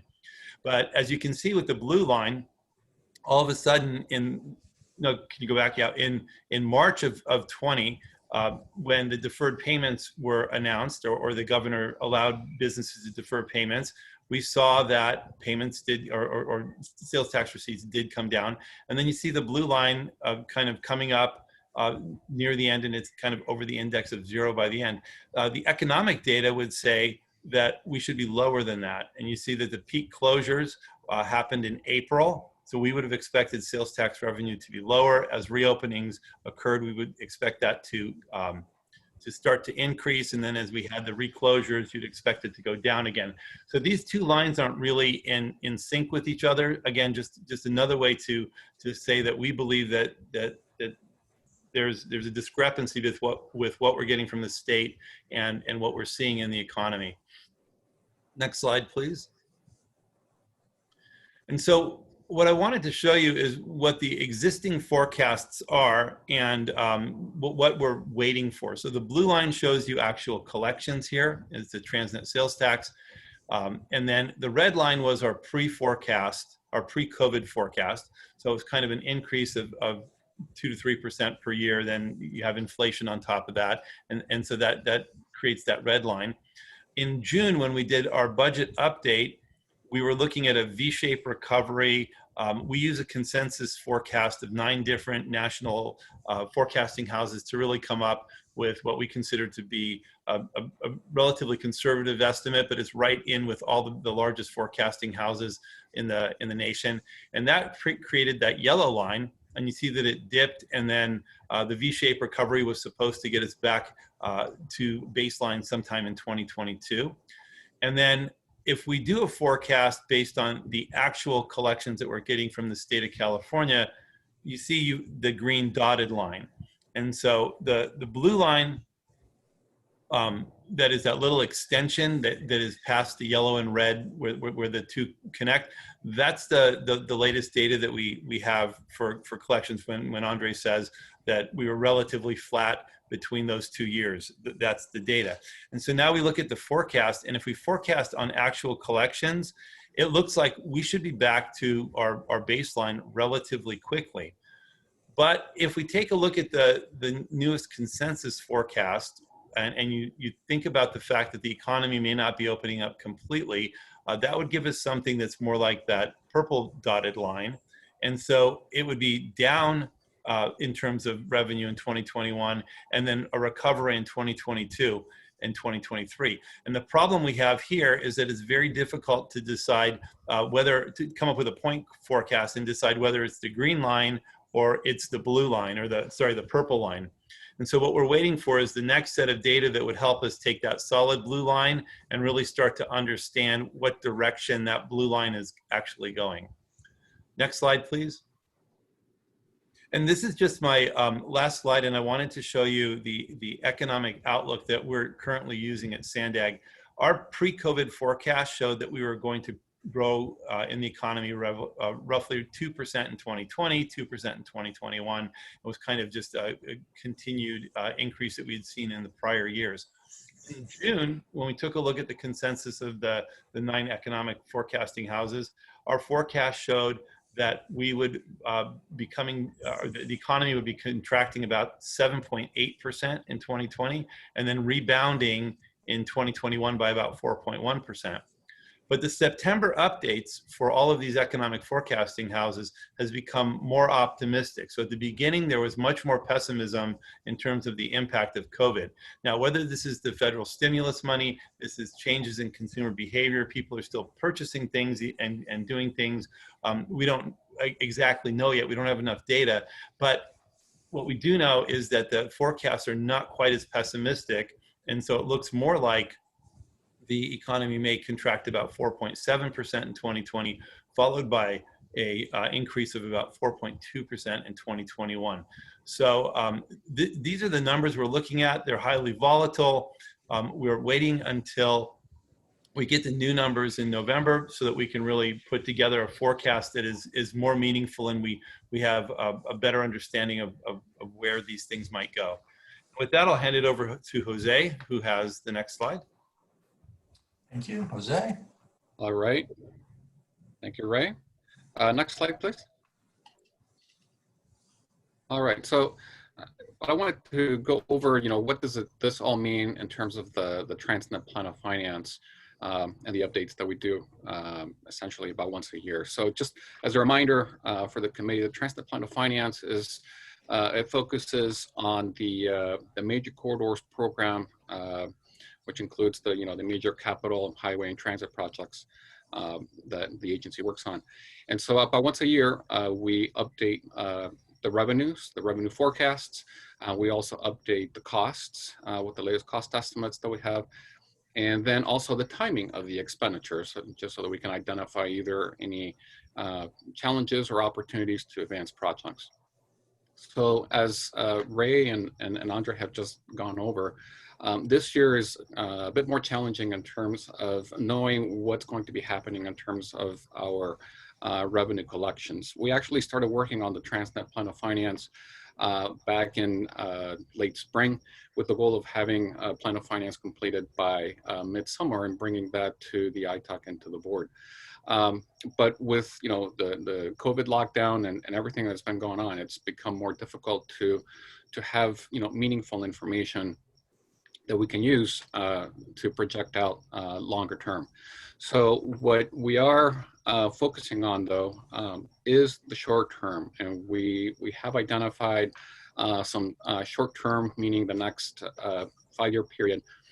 We have identified some short-term cash flow challenges, and so we would like to bring a presentation to the board in November with essentially just a summary of where we are and options that the board should consider in terms of how to strengthen its financial position as we continue to be in this uncertain period.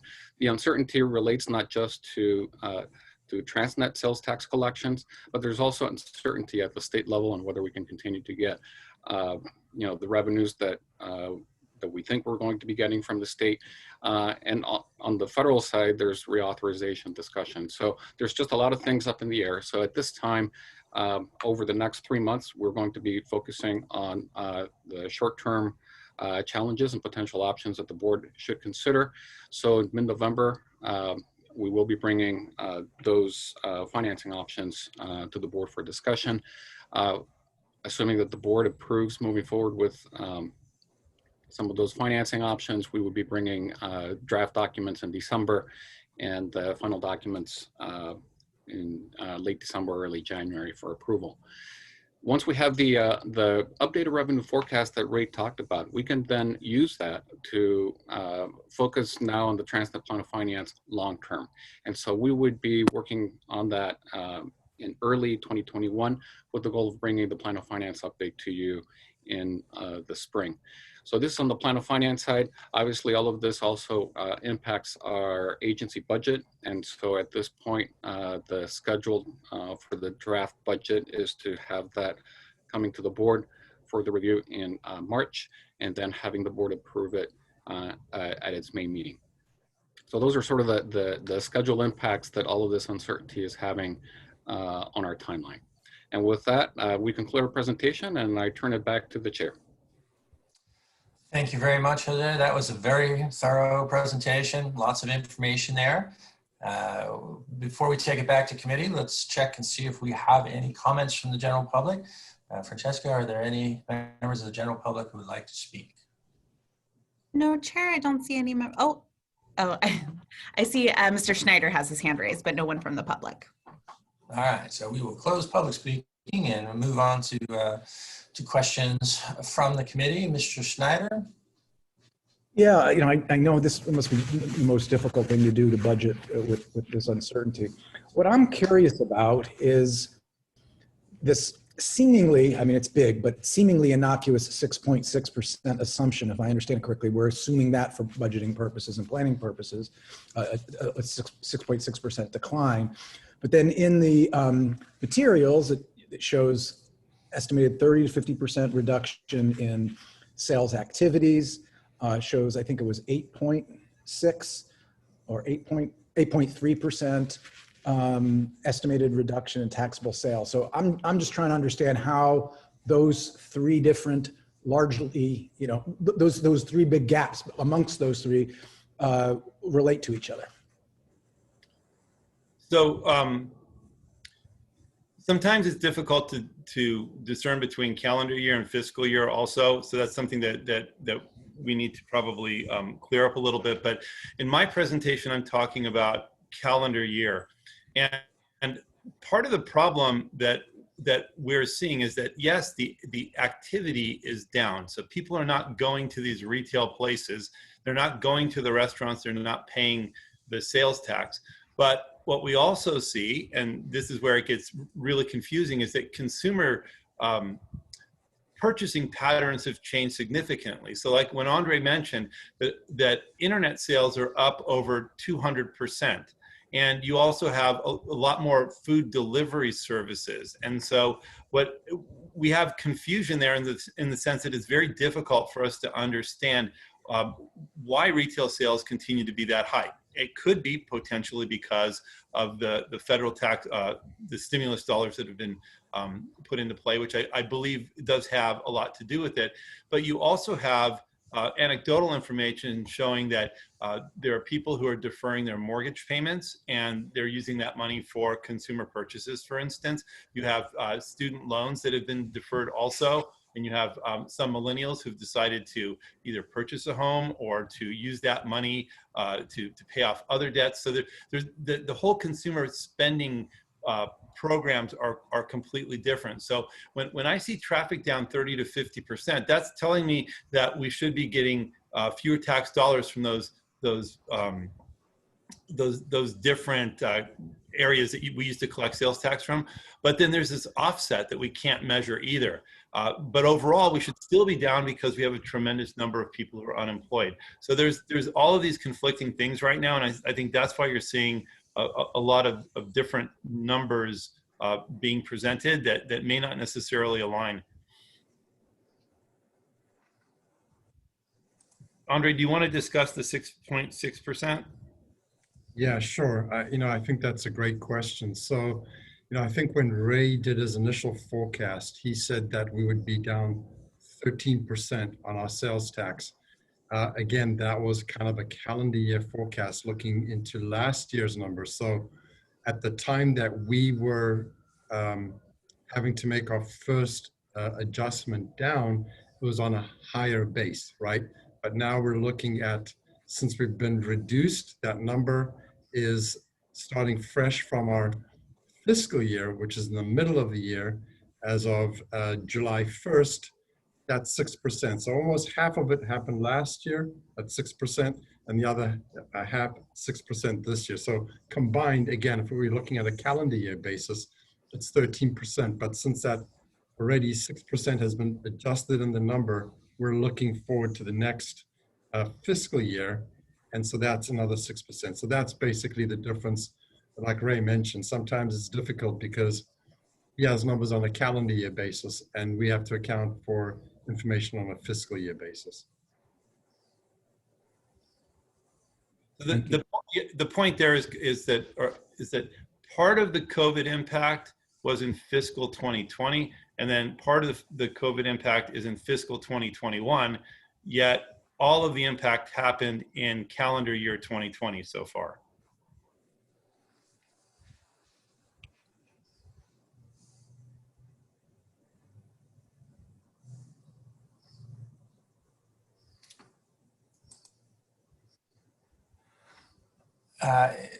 Any other questions? Is that the answer you were looking for? Well, I guess the corollary to this, are we projecting optimistically, realistically, conservatively as we proceed to decide what we're spending and when we're spending based on those numbers? So our forecast is relatively conservative. So when you take a look at all of the consensus forecasts, the 9 large forecasting firms like Deloitte does a forecast, Goldman Sachs does forecast, the different government agencies do forecasts. We are about 2/3 of the way down through that particular list. So we are forecasting more conservatively when we do our forecasts. Thank you. All right. Any other questions from committee? Stuart, Mr. Halpern? Thanks, Mike. So just one quick follow-up for Ray, when you just said that our forecasts are more conservative. Is that as a policy, we have a directive, whether it's from the board or just, your professional opinion as to where we want to be is literally 75% of the consensus of those 9 firms? Or does it just sort of turn out that your analysis leads you to something that is coincidentally about 75% of those, the consensus of those 9? Yeah, that's a great question. So it's actually the latter. So we use those forecasts to confirm that what we're doing makes sense, okay? And the reason that ours is a little bit more conservative or lower is our overdependence on the tourism industry. About 13% of our economy is made up by tourism. And we know business travel is down 95%, and the business travel is probably not going to be coming back anytime soon the way that it used to. You have new, you can actually do conventions online doing Zoom calls like we're doing now. This is a phenomenon that never happened. And so that industry is overrepresented here in San Diego. And my belief is that it will take longer for that sector to recover than a normally distributed economy that had potentially more manufacturing, where you can do the social distancing, you can put up the plexiglass, and everyone can get back to work relatively easier. So we're going to have a little bit more difficulty, in my opinion, getting out of this recession, primarily because of our dependence on not only the business travel, but the international travel for recreation. So that travel is down significantly too. And until we have a vaccine and airline travel gets back to the way it was, you're not going to see the tourists coming to San Diego and dropping the amount of money that they were previously, which amounted to somewhere around $12.5 billion a year, which is most of that is now dried up. And so that's why we have a more conservative forecast than just taking the consensus and kind of averaging it, because our economy is tilted towards those industries right now that are being impacted the most by COVID. Gotcha, thanks. And then one quick follow-up for Jose. Correct if I'm wrong, but my recollection is that the plan of finance is intended to look at the full duration of the TransNet extension time period. And to the extent that it is that, full long-term picture, just refresh us in terms of how you account for an upcoming regional plan amendment. Do you sort of basically disregard any potential changes that might be proposed in the new regional plan, and so you're just looking at that update of the plan of finance based on the current regional plan? Yes, that's correct. So, and that's actually a very good question in terms of what we need to consider. So we are in the midst of updating the regional plan, as you know. And so, we asked ourselves, should we use sort of the next set of projects that are being envisioned and proposed as part of the regional plan, or should we use the existing plan? And so right now, for this particular update, we will be using the currently adopted regional plan, with the awareness that once the regional plan is adopted by the board next year, our next plan of finance would need to reflect that. And so this will probably be the last plan of finance that we use that uses the current set of projects. If there's any changes, then obviously we would seek to make it consistent with the next regional plan. Great, thanks. Yes. Any other questions from committee? Quick question for Ray. I think in previous presentations we had seen that sales were up for grocery stores, but and one of your first charts, I think showed that foot traffic was way down. Was that a projection on sales, or is that just more people buying more stuff when they're at the store?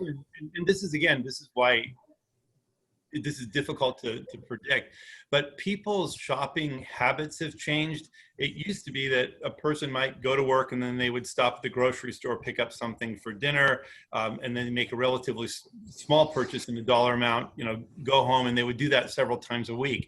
And now with people working from home, what's happening is that the grocery trips are less frequent. And it may also be to health concerns. People don't want to go out as frequently, but what you're seeing is probably larger purchases, but fewer trips that are occurring. At the beginning of COVID, everybody was stocking up on food and people were cooking at home.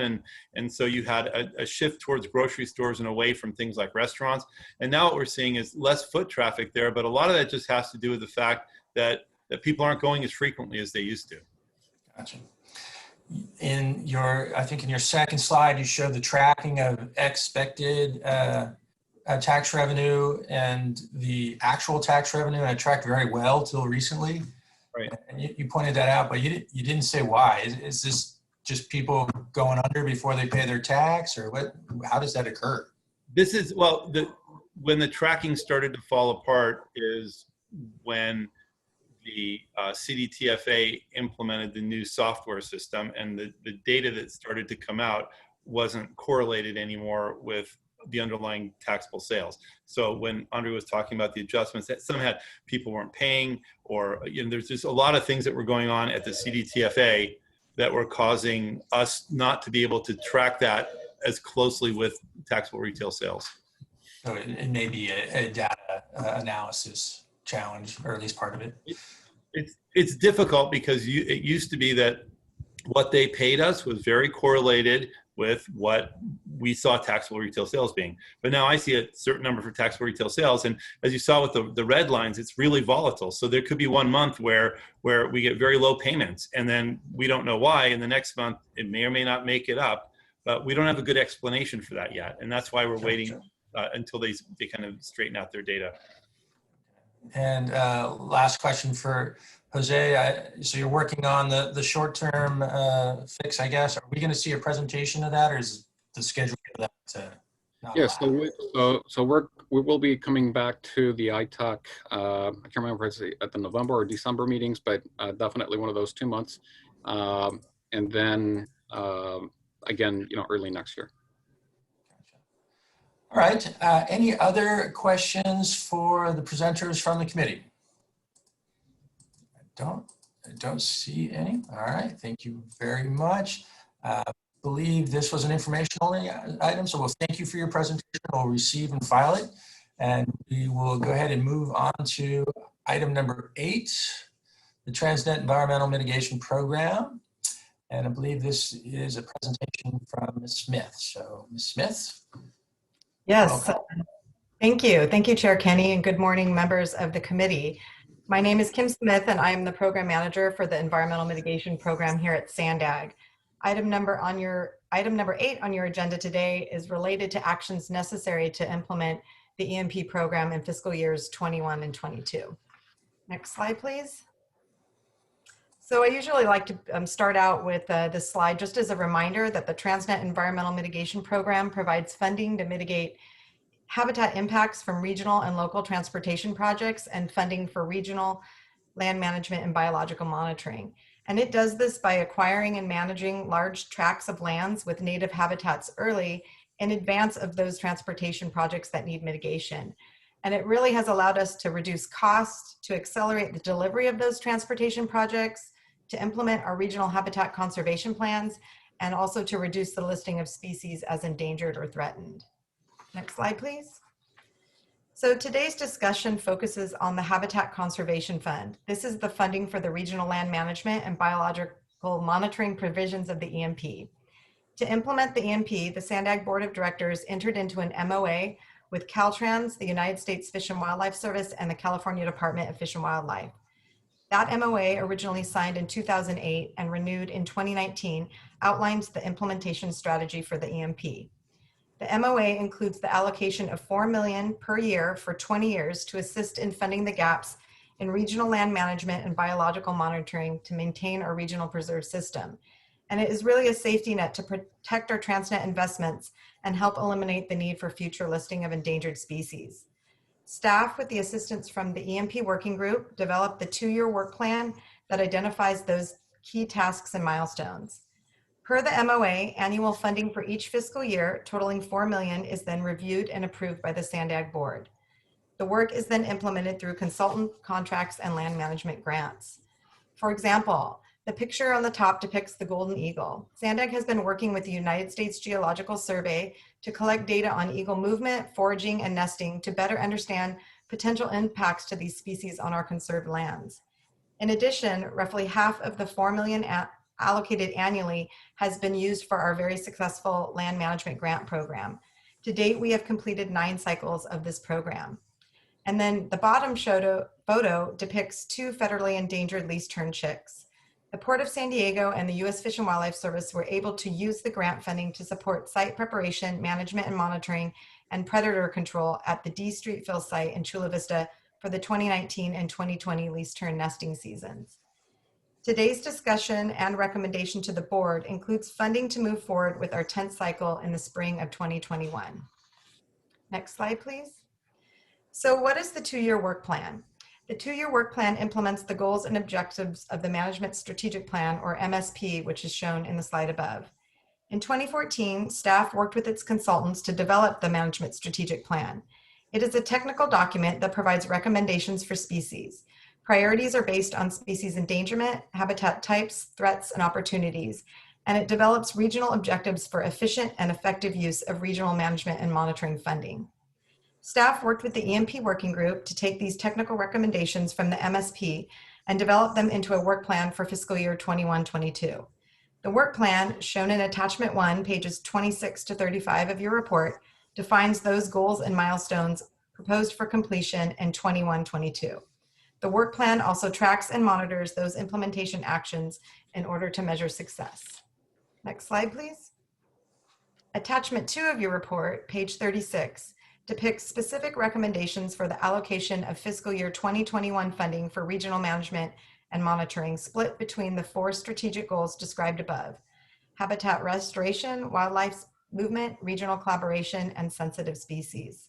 Examples of key milestones SANDAG will be working on for each goal include, we'll start with sensitive species. The photo on the bottom right shows the Hermes copper butterfly, whose population is in steep decline in San Diego County due to wildfire and drought.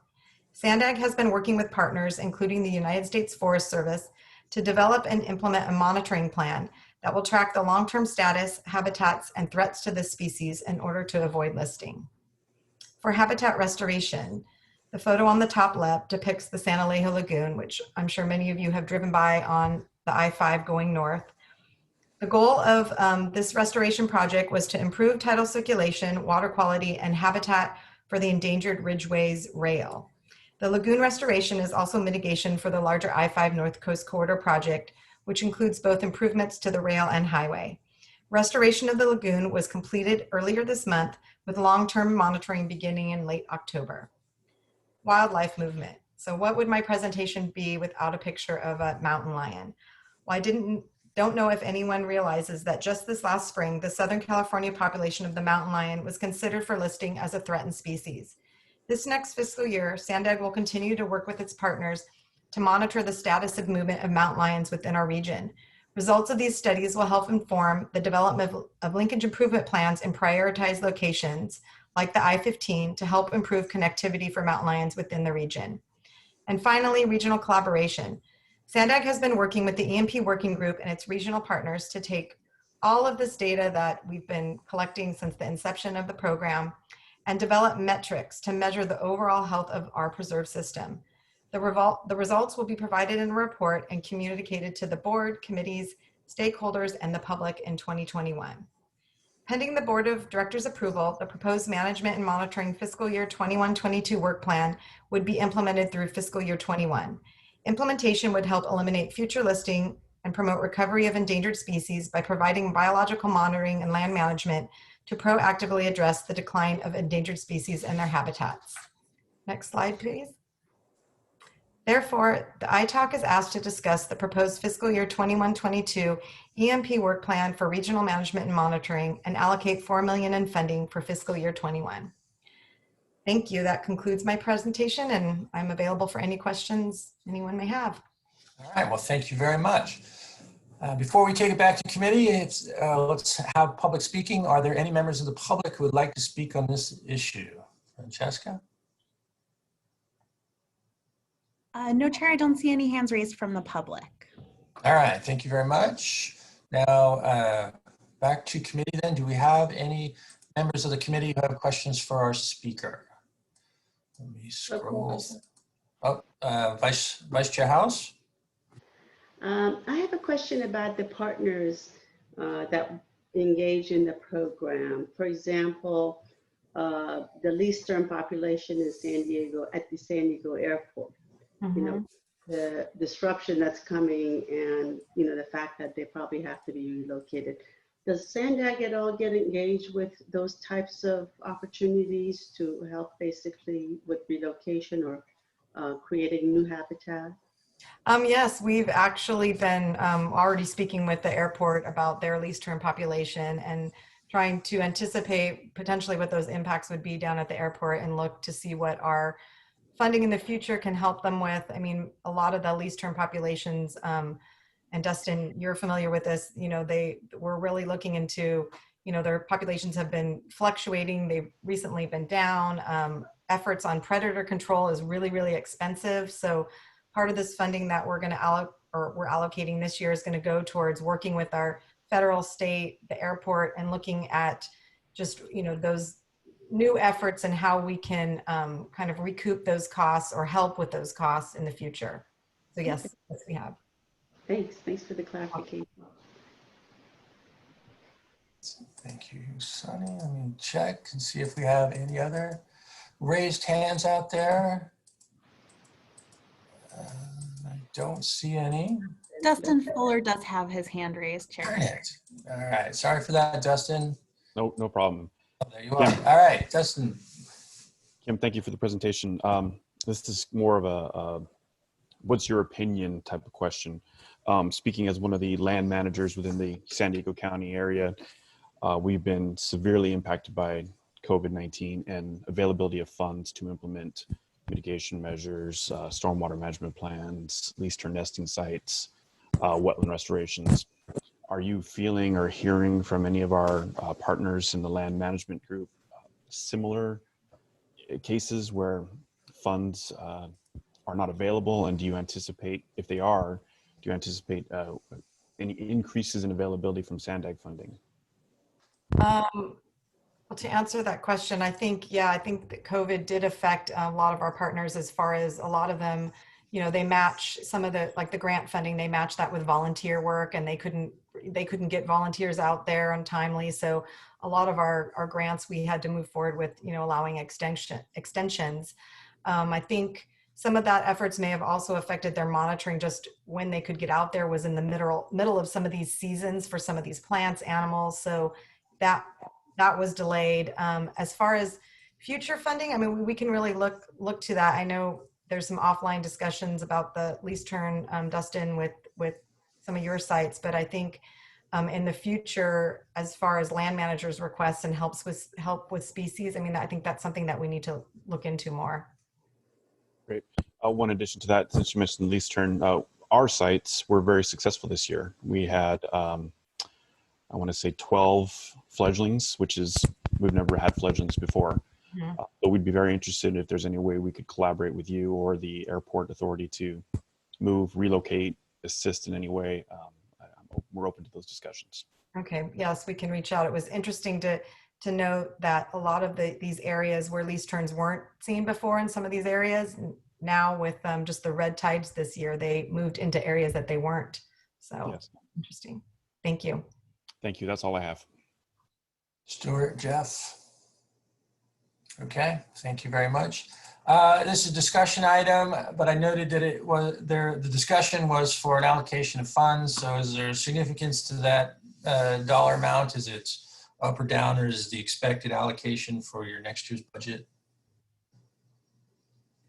Yeah. Okay. The allocation, it's outlined in the MOA for the next till 2029 is $4 million per year was budgeted, and then every year we come before the board to allocate the $4 million. So okay, all right. So that being said, we're asked to discuss it, but I think we would probably be best suited to make a motion to support that. So I'll make a motion for that, to support that allocation. I would second that motion. Dustin Fuller. Discussion on the motion. Francesca, if you could call for the vote. Yes, thank you. For right-of-way acquisition, Jeff Schneider. Aye. Thank you. For licensed civil traffic engineer, Chair Kenny. Aye. For contractor construction, Brad Barnum. Oh, I apologize. Mr. Barnum did let us know he had to leave prior to this vote, so he is absent. For biology environmental, Dustin Fuller. Aye. Thank you. For finance and budgeting, Stuart Halpern. Aye. Thank you. Les Hopper is also absent. And for CEO private sector, Vice Chair House. Aye. Thank you. And that motion does pass with 2 absences. All right, well, thank you very much for the presentation. With that, we will move on to our next item, which is item number 9, the Transportation Performance Management Overview from Ms. Madison. So Lisa, you're up. Good morning. Thank you. For following the Federal Highway Administration Transportation Performance Monitoring, or TPM model, SANDAG has recognized the need for enhancing its existing performance management practices and processes while examining possible recommendations for establishing a regional TPM framework in order to examine, address, and advance the implementation of several recommendations from the FY 2018 TransNet Triennial Performance Audit Report. SANDAG entered into an agreement with Kimley Horn and Associates to recommend a comprehensive TPM framework for SANDAG. And so I'd like to introduce Yanel Grant with Kimley Horn and Associates, who is the consultant project manager for this effort, and he is going to provide an overview of the work completed to date. Thank you, Lisa. Good morning, everyone. Next slide, please. For our agenda today, we will cover background, go over the definition for what we mean with transportation performance management. We will then introduce a mapping of SANDAG's relevant work programs. OWP refers to the overall work programs. And next, we will go over SANDAG's vision and goals for the TPM framework and next steps in the project. Next step, please. Next slide. This is a short 8-month study which was born out of the FY 2018 TransNet Triennial Audit. I'm sure some of you remember it. Chapter 2 in the audit recommendation specifically calls for the establishment of a comprehensive performance framework. In the audit report, they don't call it TPM, they call it a performance framework, but we are talking about the same thing.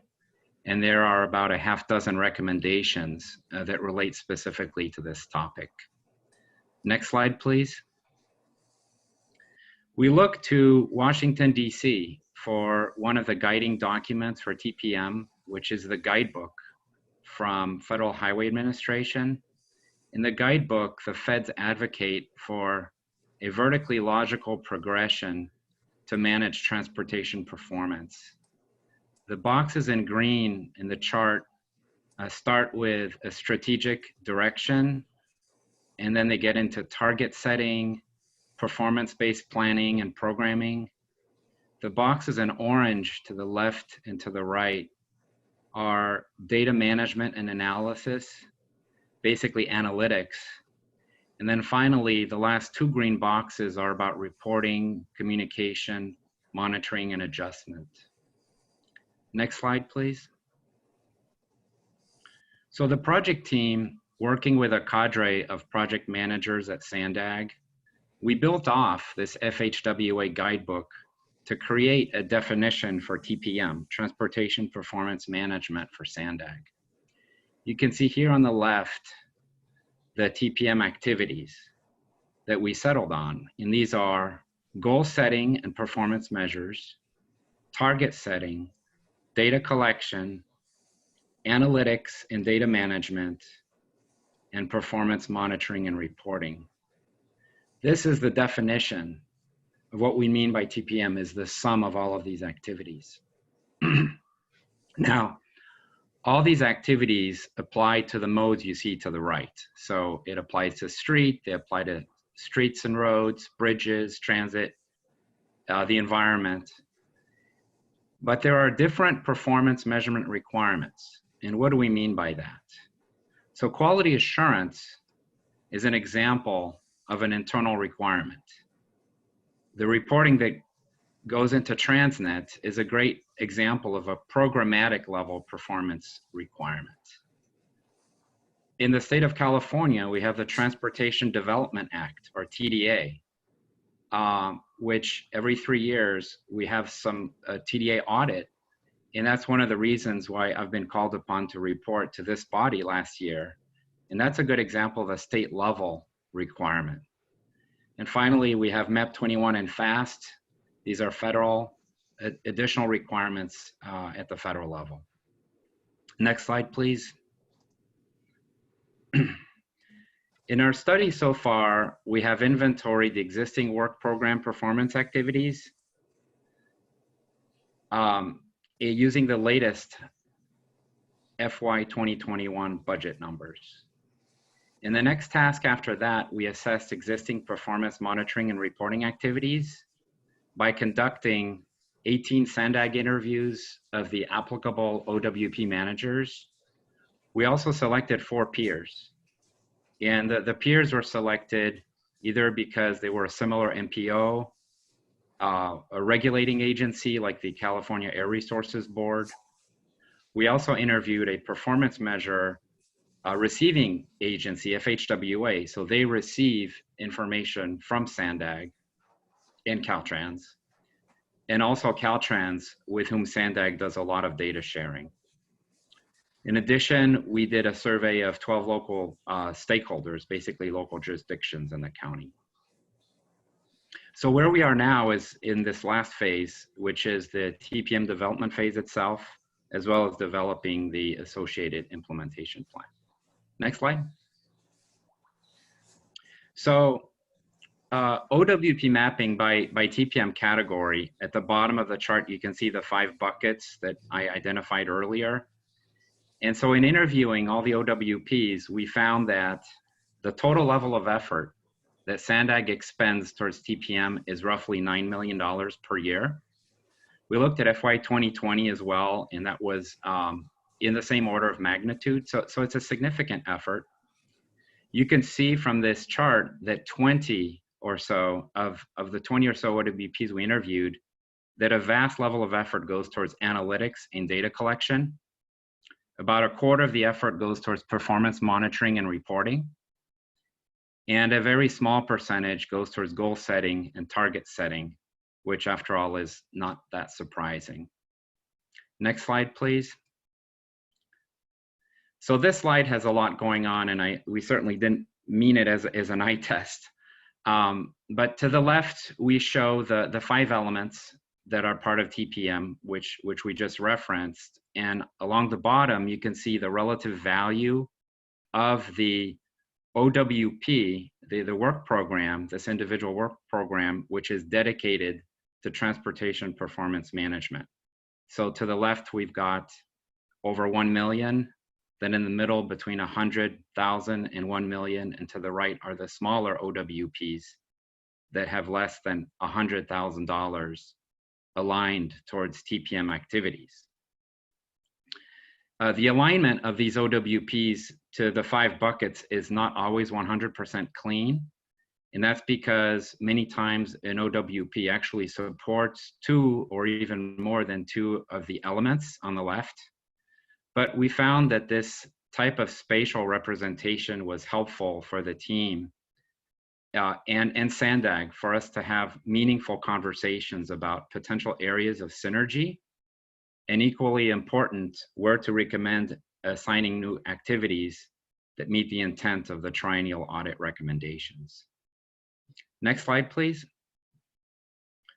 So on September 10th, we convened a vision workshop with the SANDAG project managers, and they recommended that we adopt the following goals for TPM. So the first is to address the FY 2018 TransNet audit recommendations. That's why we came into the picture. The second is to support the SANDAG's interest in improving monitoring performance of the regional transportation plan and sustainable community strategy. For example, VMT and greenhouse gas reduction. Next was to strengthen a data-driven organization, to strive to become a technology-forward organization, both internally and externally. And finally, to demonstrate transparency and clarity. These goals are consistent with both the SANDAG's perspectives, but they also support the FHWA guidebook guidance that I mentioned earlier in the presentation. And next slide. So in the next month, we are working very hard to wrap up our study. We're developing 2 conceptual scenarios, which would be along the lines of VMT and greenhouse gas reporting or congestion reporting or safety. We are finalizing the framework recommendations and also sketching out an implementation plan, which is going to lay out sort of the level of effort, tools, process improvements that are associated with these recommendations. Thank you very much. And we're happy to take any questions you may have. All right, Mr. Grant, thank you very much for the presentation. Do we have any members of the public who would like to speak on this issue? Francesca?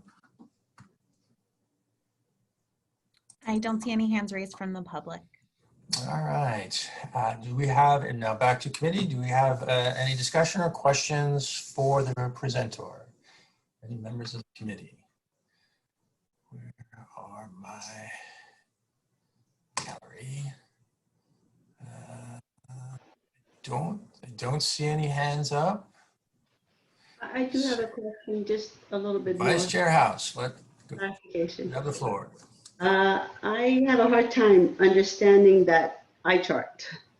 So maybe you can go over it a little bit more about exactly what that is and explain it a little bit better. Sure. I'd be happy to, Vice Chair. I don't know if the production can bring the slide back up, but essentially we conducted over the last several months about 20 interviews. Yeah, so it's further down in the presentation. It's the one that's got all the different boxes and the colors. There we go. This is the chart, right? Yes. Okay. All right. So during the last couple of months, we interviewed 20 of the work programs.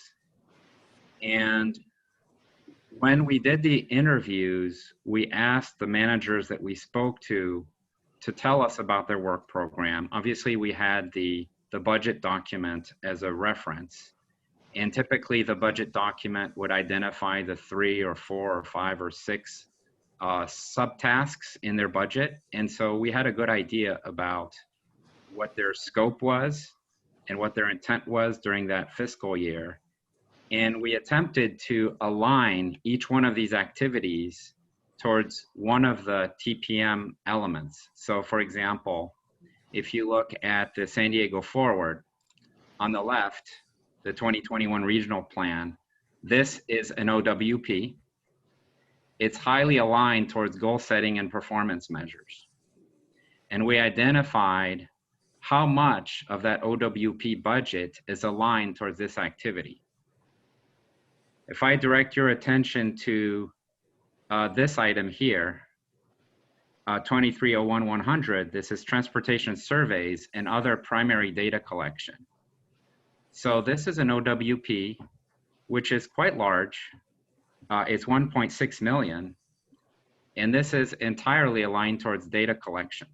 I mean, it kind of makes sense if you just see the name. When you do a survey and you're doing primary data collection, you're not reporting information.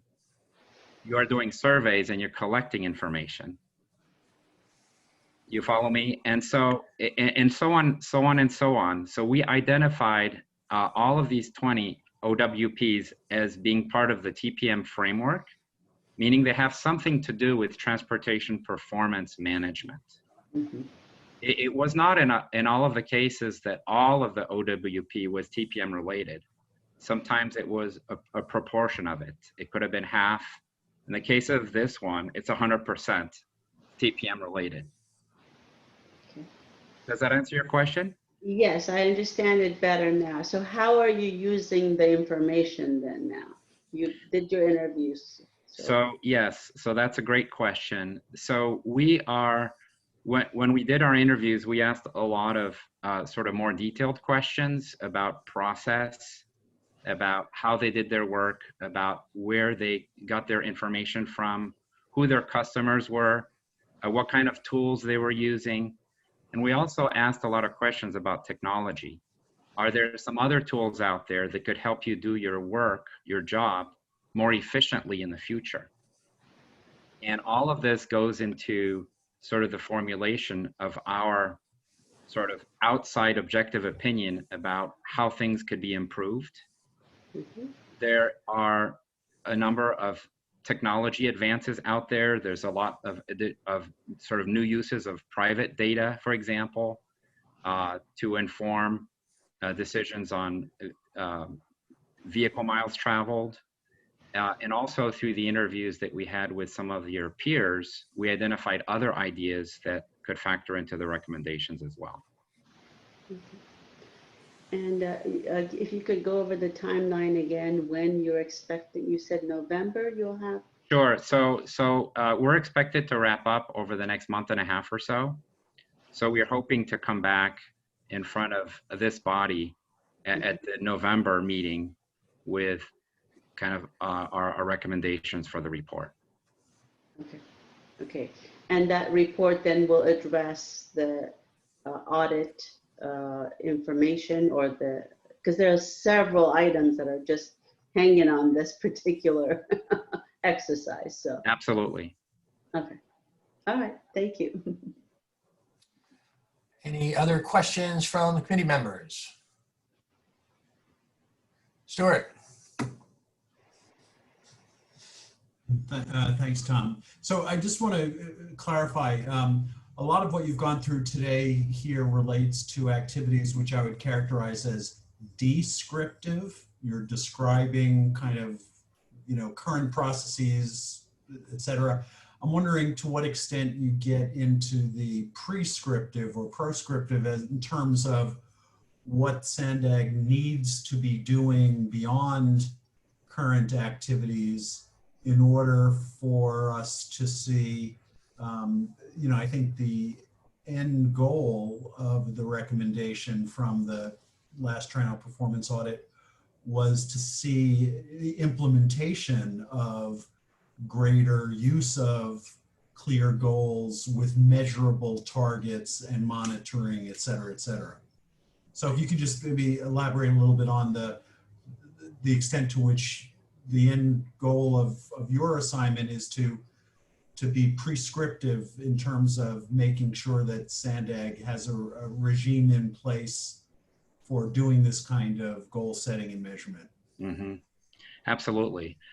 So let me just preface by saying that that was our starting point, was the FY 2018 audit recommendations. But I want to distinguish a little bit between TPM and TransNet.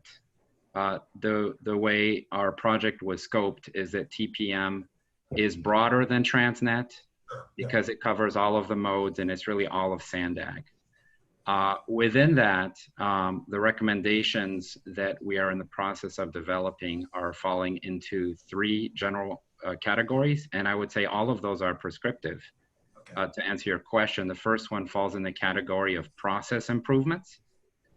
The second falls in the context of regional methodology, so adopting other methodologies that might be a departure from obviously current practice and maybe more in line with an air resources board or the way data is collected or reported at a statewide level, for example. And then the third category, we're calling it organization and governance. And that has to do with some potential ways of organizing the workflow a little bit better so that you can reap some economies of scale and gain some greater efficiencies. Hi, Mr. Chair. Jose? Yes, I just wanted to add a couple more comments to what just responded. So, Stuart, so I guess one thing that we also need to consider is that as we go through this process and recommendations come out, implementation of whatever is recommended may have a cost associated to it, whether it's additional resources or just additional processes or whatever the case may be. And so it's a pending question that we would need to go to the board and say, okay, board, these are the kinds of things that you could do, and this is how much it could cost, and this is what you could gain from it. And so then it would be up to the board to decide whether they want to do it at that level of effort or a different level of effort, and whatever the associated cost would be with that. So I think it's an ongoing process in terms of how much are we going to do that the board would need to provide some direction on. Yeah, that I get. I guess if I could just to elaborate a little bit on having participated in the last triennial performance audit, I think a little bit of the spirit behind where that recommendation was coming from was that if you look at the ordinance defines only a small handful of some very broad goals. And to be really, really crude about it, A lot of it is, here's a bunch of stuff to build. And we hope that having built all that stuff, it's going to yield positive results across, a variety of dimensions. And when we're looking at the performance audit, we were saying, it's really actually hard to audit performance when the goals are really so broad and the focus of the organization is the output instead of the outcomes. In other words, building stuff as output, outcomes are in fact congestion relief, but there weren't actual targets surrounding things like congestion relief, safety enhancements, greenhouse gas emissions wasn't even really much of a thought, I suppose, back then. And so part of the spirit of this recommendation is to try to hope that the agency will more broadly in all of its activities in assessing projects have more specific goals that are consistent with what how the taxpayers want to see their lives improved. So things like greenhouse gas reduction is a great example of a very clear metric that you want all of this building. If it doesn't improve greenhouse gas reduction, then somebody's going to rightfully say, well, why do we do all this stuff? We didn't. So it's really that process. And so, I can understand that there may be, budgetary investments for aspects of that kind of, data focused collection, monitoring, reporting. But I think a lot of it was more, almost attitudinal or from a planning perspective that, hopefully is a lot of what's being done in the San Diego Forward planning process in any case. Mm-hmm. In any case, so, hopefully that little bit of that elaboration helps at least, what was my takeaway from that recommendation from the audit. It does. Thank you.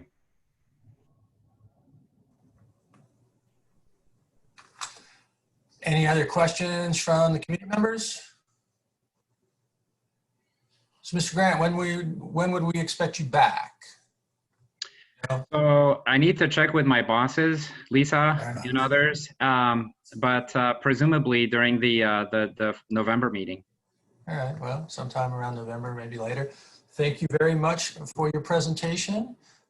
This is an information-only item, so we'll receive and file it. Thank the speaker and move on to our next item, which we may be coming up on the conclusion of our meeting. Are there any other public comments on items that weren't on the agenda? This is the continuation of public comments from item 2.